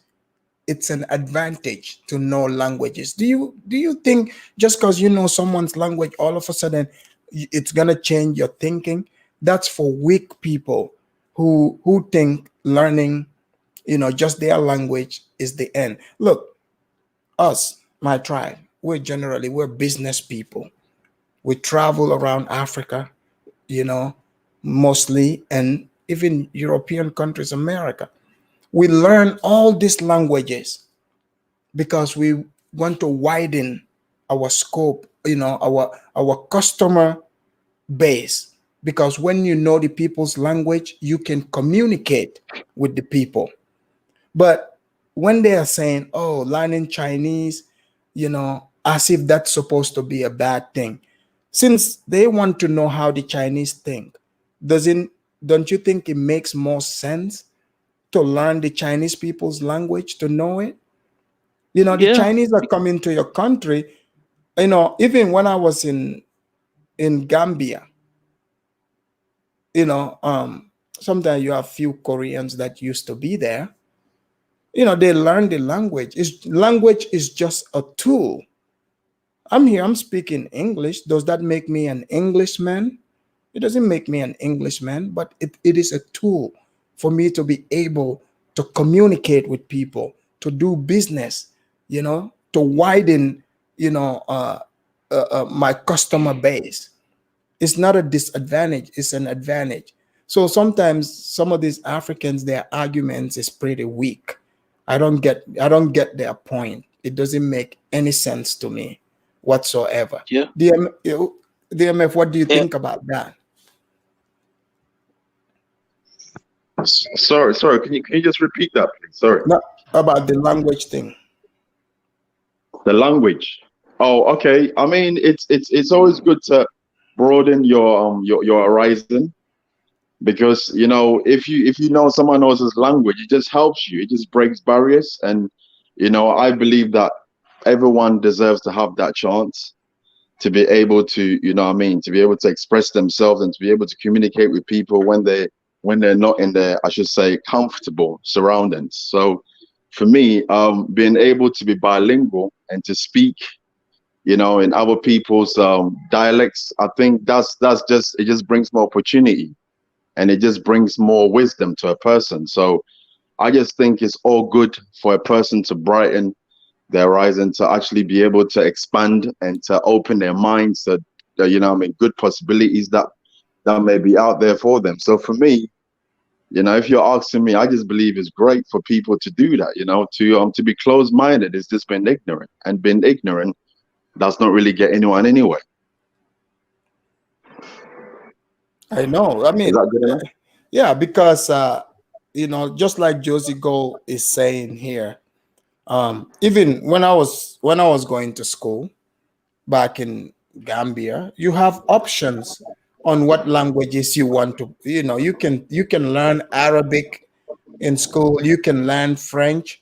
You can learn English, but nobody is forcing you to take these languages. It will be in your advantage to learn. That's right.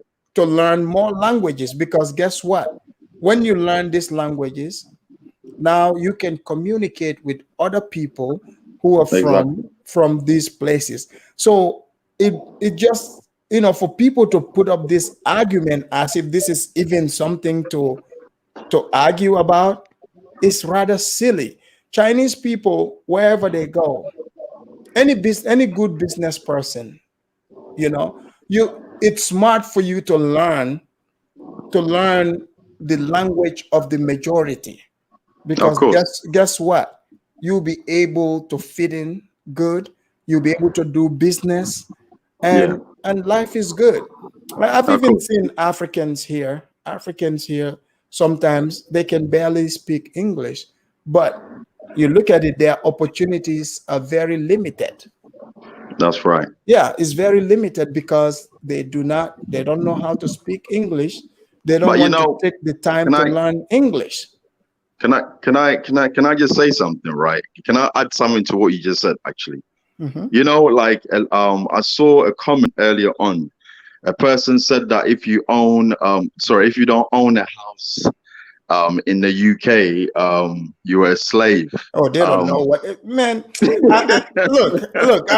Look, I've seen it. There are, let me give you this little story I learned as a kid growing up. We used to, every evening it was story time. We used to do story time. And one of the stories I remembered was, it was a lion and a tiger. No, a donkey and a tiger. Yeah. The donkey told the tiger that the grass is blue. Yeah. And the tiger's like, no. The grass is green. We all know the grass is green, right? Of course. So the donkey's like, no, it's blue. So they went to the lion. So the lion can verify this. Yeah. They went to the lion. They say, Your Majesty, we want you to settle this dispute between me and the donkey, the tiger and the donkey. And the donkey started talking. The donkey said, I told him the grass is blue and he doesn't believe me, right? Yeah. And the tiger's like, no, it's green. Yeah. You know what the lion said? What? The lions agreed with the donkey, believe it or not. He said, yes, the grass is blue. And the Yes. donkey was so happy. Was like, see, I told you the grass is blue. Okay. Yeah. And the donkey is like, since now this, tiger don't know what he's talking about, can you punish the tiger? And the lion said, yes, I will. And the donkey left all happy. Yeah. And the lion punishes the tiger and told him he cannot speak for 5 years. And the tiger was like, Your Majesty, why are you punishing me? Yeah. You know that the grass is green, not blue. He said, yes. He said, I know that the grass is green, and you know that the grass is green. He said, but the reason why I'm punishing you, because you are wasting your time arguing with a fool. Of course. You are arguing with a fool. So Of this course. is why you are being punished for this. Yes. Because some people, they don't care about the truth. They just want to feel like they are right. Of course. They just want to feel like they are right. So that's the moral of this story, which is like, I get it. yeah. So I get they just want to feel like they are right, but they don't know what they're talking about. Of course, but you see, sometimes, right? You see these fools for the purpose for in regards to trying to then obviously explain and to get to the point where now you're trying to expose them for what they are, because the truth shall set us free, right? Right. And then it's our job as well, I believe, to now, when we see something stupid like that, you got to put that right, so that is eradicated.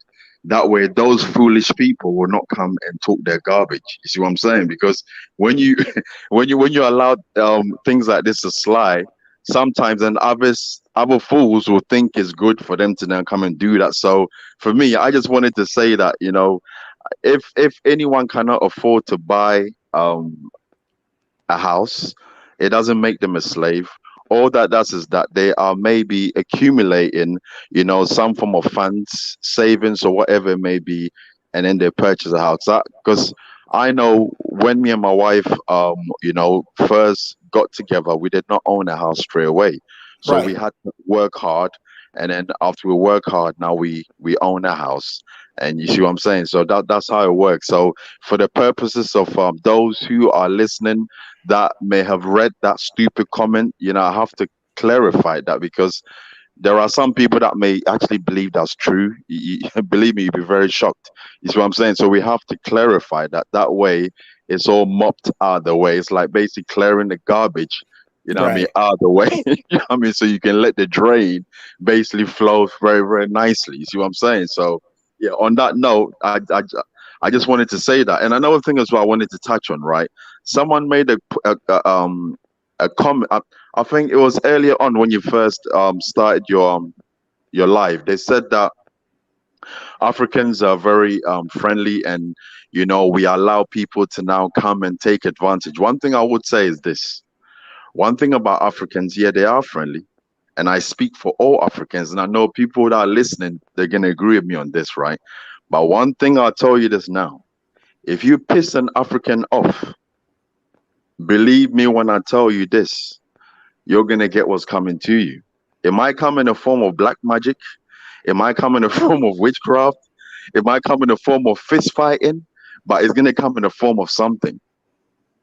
You see where I'm coming from? It might not be straight away when you want it, but it will be the way that you never expected it to be. So you see when I see very naive, diasporans going to Africa and abusing because they'll meet an African man or woman that would be very friendly towards them and very give them that hospitable type of welcoming that they deserve.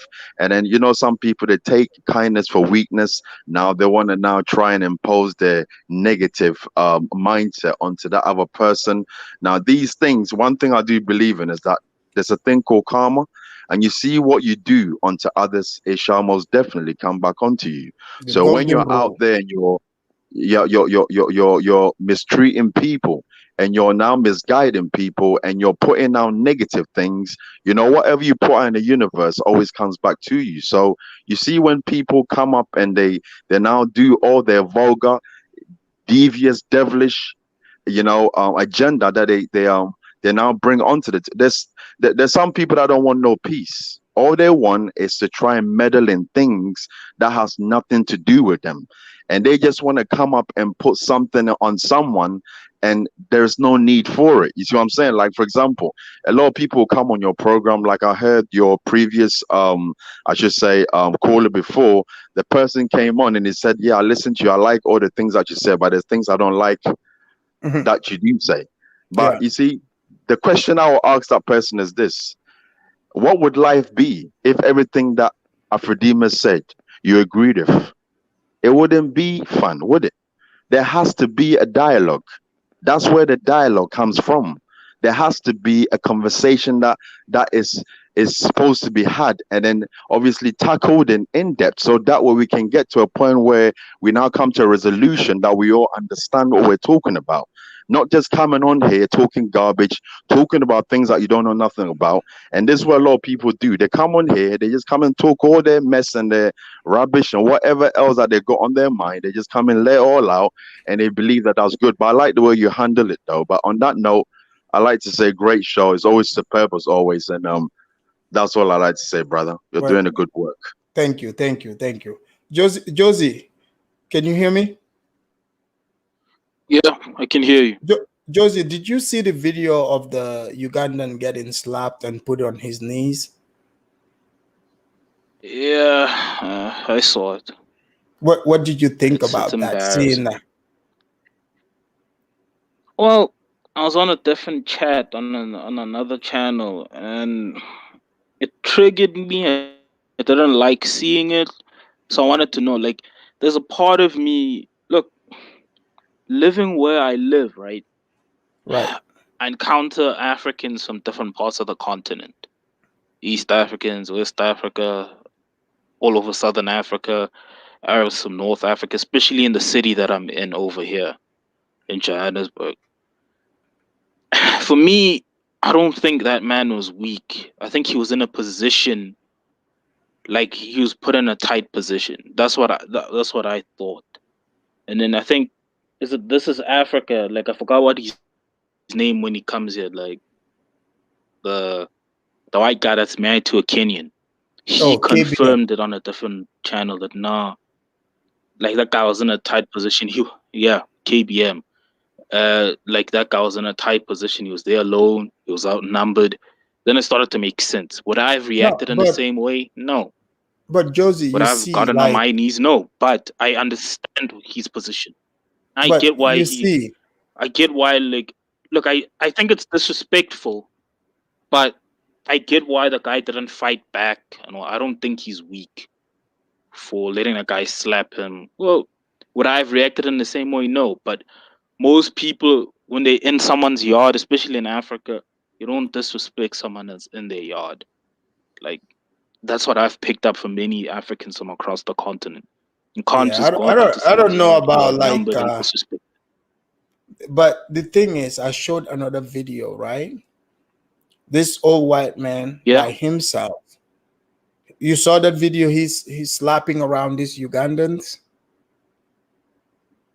and they didn't even do anything. Look, certain instances. Look, I do agree that there's some Africans are a bit docile, no doubt. But from what I'm seeing personally, maybe it might be because he's a foreigner. But to be honest, the guy with the white guy one, wasn't that in a hotel? Yeah, like it's 4 of them. Some of them were running around, and the guy was chasing them. Nah, yeah, sure, but I don't think it's entirely true that. Look, one thing we need to accept about the continent is that there's a lot of extreme poverty. You losing your job could mean starvation for your family. Yeah, It's a but harsh reality. do you think It's if either that one, guy my pride. beating, look, do you think that guy beating them, and if they defend themselves, they would be fired for that? look, countries are different. How it works here in South Africa, no. No, most people would fight it back. But I don't understand the situation they're in. And I'm self-employed, I earn good money. Two, you know, the cultures might be different. Maybe we might have a bit of culture of violence over here in South Africa. Sure, do I think, especially in Uganda, because it's happened more than once. Do I think they need to be a bit more assertive? Yes. Yes. But for me personally, I don't think that they're entirely weak. Sure, there's docileness, but I do think, like in many other parts of Africa, if they pushed to a certain point, needs to invest in it. Like they need to make sure that whoever comes in, the consequences for how they treat their citizens, because you don't want a situation where it's like people are coming in and attacking us, like the locals might revolt. Well, if this pattern continues, the locals will revolt eventually. I Yeah, think but countries in Africa have different cultures. Some are nicer than others. Over they here, could where I have am done in they South could have Africa, done something. no, I agree, no doubt. I agree. They could have done But something. I agree with guys, you. we're coming They towards could have the been more end. aggressive, But but after they that couldn't. was before you finish, right? Right. You remember, don't forget when he was doing this, the Ugandans can obviously see that he was being recorded. Right. So you see what I'm saying? So this is a different situation. So he's being recorded, so he knows I cannot let this one fly over here. So I don't. It's one thing to get your ass whooped, right, by another man, but having that being recorded at the same time is a different situation. You see Right. what I'm saying? So he could have just run, Yeah, just I go don't know. outside. For me, man, hey, I don't think I have it in me to allow that to happen. That's just me. Because you can hear a female voice. I think the female was holding the camera or something. Sounds like, yeah, like Right. kids. So I'm Yep. like, bro, I'm being recorded by a female as I'm getting my behind whooped at this. No. First of Look, all, look, if that's some can I say Africans, this? go for it. Look, for me, I agree with everything that you guys are saying in terms of like they should be more assertive. Yes, they should be dealing with people. Why they're not doing it, I don't know. But you also need to look at the culture of that country. Right. Some people are not gonna react as violently as in certain countries. Like Yeah, in but my country, it's not even even if violence. It's you like attack a poor you're person, just you're gonna get returning. beaten up. It's the Yeah, culture you're there. returning It's the the culture favor. there. It's the culture in that country. No, I Right. agree with you. I agree with everything you guys are saying. What I'm saying is the culture in that country. Like many Right. people have been going there and assaulting people and been getting away with it. That's why they feel comfortable in even recording it, or even if people are recording, they don't care. But Yep. why is it that that same thing doesn't happen in other African countries like South Africa, Nigeria? No, because I they mean, know even that in those Gambia. countries will not tolerate it. And to be honest with you, to a certain extent in my country, so they're afraid of behaving like that because they know there'll be consequences. So for Yeah. me, I think the people who know this, that in certain countries on the continent, they're gonna get away with doing certain things. It's the culture of some of the countries on the continent. It's unfortunate. Yes, I agree. The he shouldn't have behaved like that. Sure, run, do something. No, look, I agree with all of it because that's a culture. Yeah, I don't know about running away. You know, Over it's like, here, you know, yeah. where I I mean, am, because he already like over here where I am, people are more. No, Look, if you after that can't was why fight, I say run. you should have run away, right? Because for me, Because it's go ahead, slapped around like that. For me, would I run? No, but it's better being slapped around like that. Yeah, run away. Like if you can't fight, Look, if you look, can't fight, there's man, look, take a flight, run. there were a But lot of for me, loose because I can, I there were a grew up lot in a of society where look, I can't be embarrassed like that. there were a lot of loose bricks on that floor. I could see. There were a lot of loose bricks he could have used, you know. Afradamus, why I say he could have Take a run. breath up. It's specific to him, for him, because if he chose to go on between going on your knee I and agree. running, for him, the best option for him was to run. Run. Right. Instead But of he already slapped him. He already slapped him, and then you gotta go on your knee. So I'm like, okay, why don't you I run? mean, there but was to get on bricks your on the knees, ground. He could have. Right. So I'm like, okay, you have nothing left. So you just run. Instead of you just should taking pick the brick. the humiliation. Yeah, You there know? was. If he There, told there him were to go on tons his of knees, there was bricks on the loose ground. bricks there. There were tons of do you know what would have happened to Romy if he slapped somebody like that here in America? In fact, I'll bring a video of people recording this live. In Atlanta, there was a guy that slapped another guy. I can assure you that he used his Second Amendment rights, which I highly support. Okay? If you slap somebody shot like him. that here, yeah, he shot him right away in self-defense. He's not gonna do that here in the States. Yeah, in Uganda, yeah, maybe they don't have Second Amendment rights, but I bet you those loose bricks would have worked just as great. And Afradamus, don't forget, right? Like you said, the video that you have, right? The guy slapped him, and he used his Second Amendment right, right? Uh-huh. So we know we live in America, so we know how these things goes. And if you remember, the guy say, we American, we are vicious. Vicious Yep. about what? Like fighting, like on a one-on-one level, or just pulling a weapon. So which one are we talking about? Because if we're talking about being vicious, I give that to the African on a one-on-one level.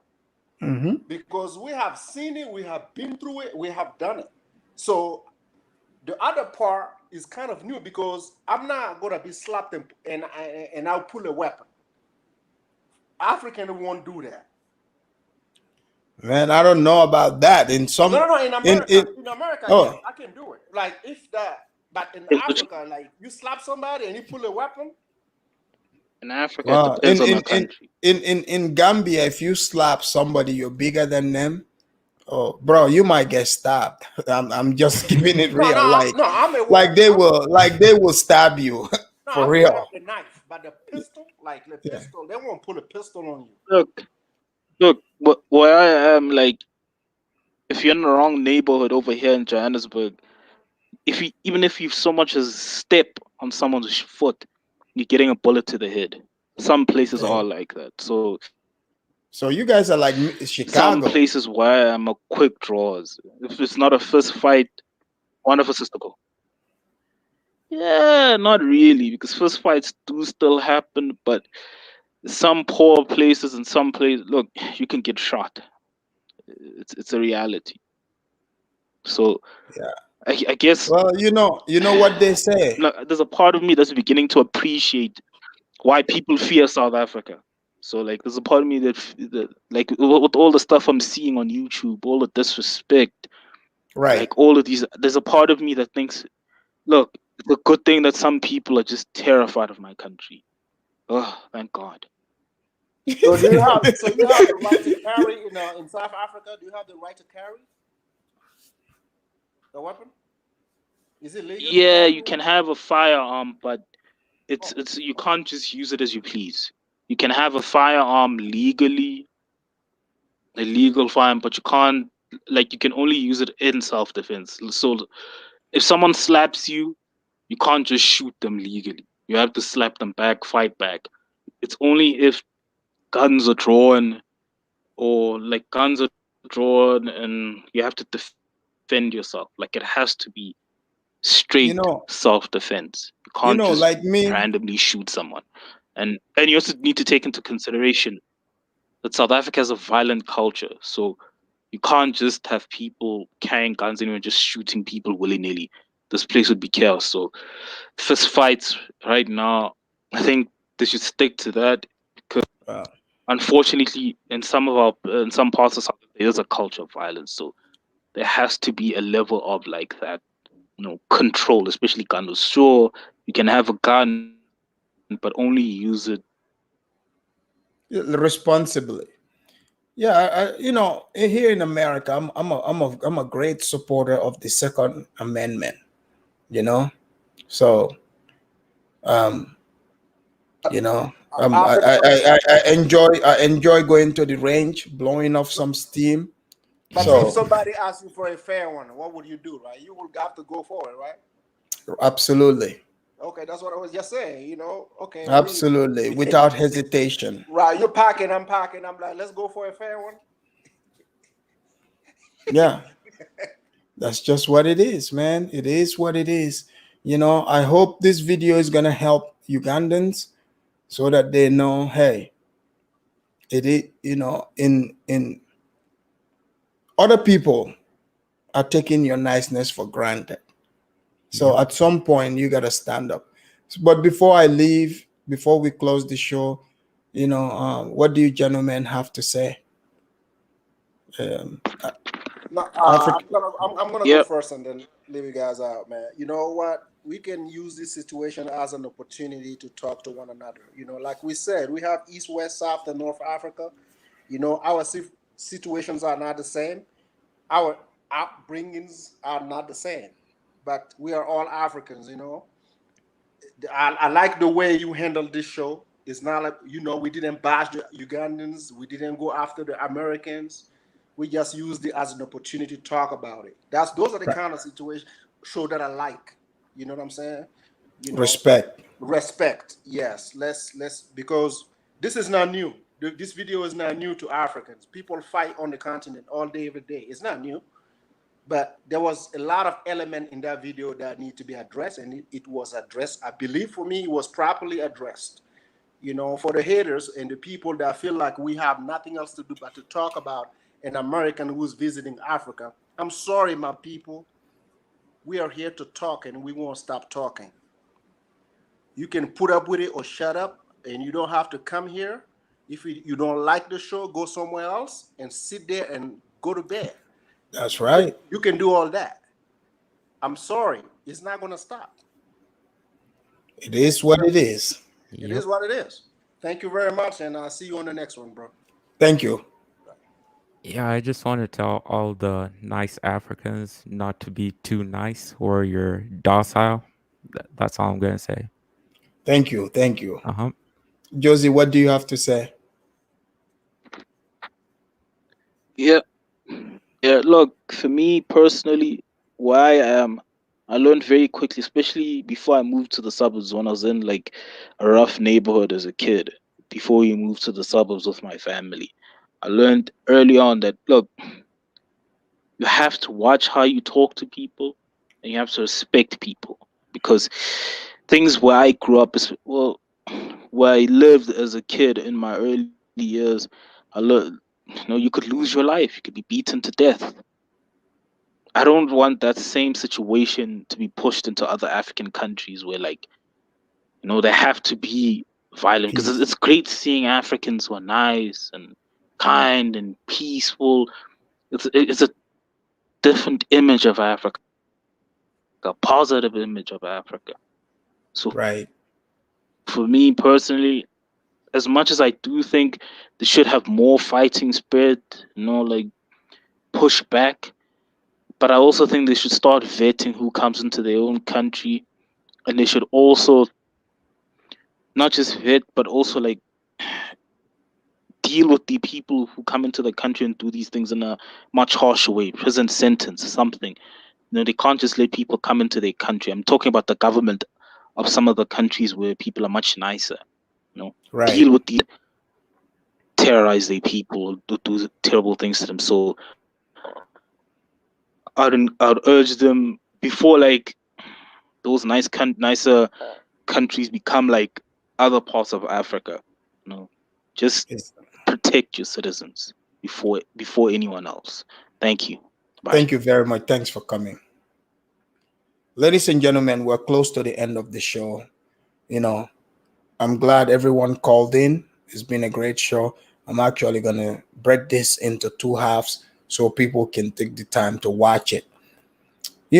We've heard different perspectives, but at the end of the day, Africans, I'm not telling you that you have to change your nature to be mean whatsoever, but I'm just saying, do not allow yourself to be slapped around, kicked around, spit on, talked to any kind of way. You don't deserve that. You need to stand up to your bullies. Okay? I get it. Some of you believe in the doctrine of you slap me on this cheek and then I give you another one. That's not how it is translated. You can be nice, of course, but it doesn't mean you have to let people do all these things to you. Me personally, I am not telling you anything that I don't practice. And also, I'm not saying this is how all Black Americans are like. I'm sure, as you guys see, even in the comment section, there's plenty of Black people in America who are disgusted by Romy's behavior. They don't agree with it. They totally disagree with what he is doing. But also, I have to bring these topics out so that people can be cognizant and understand how Africans, us that are from there, how we see things.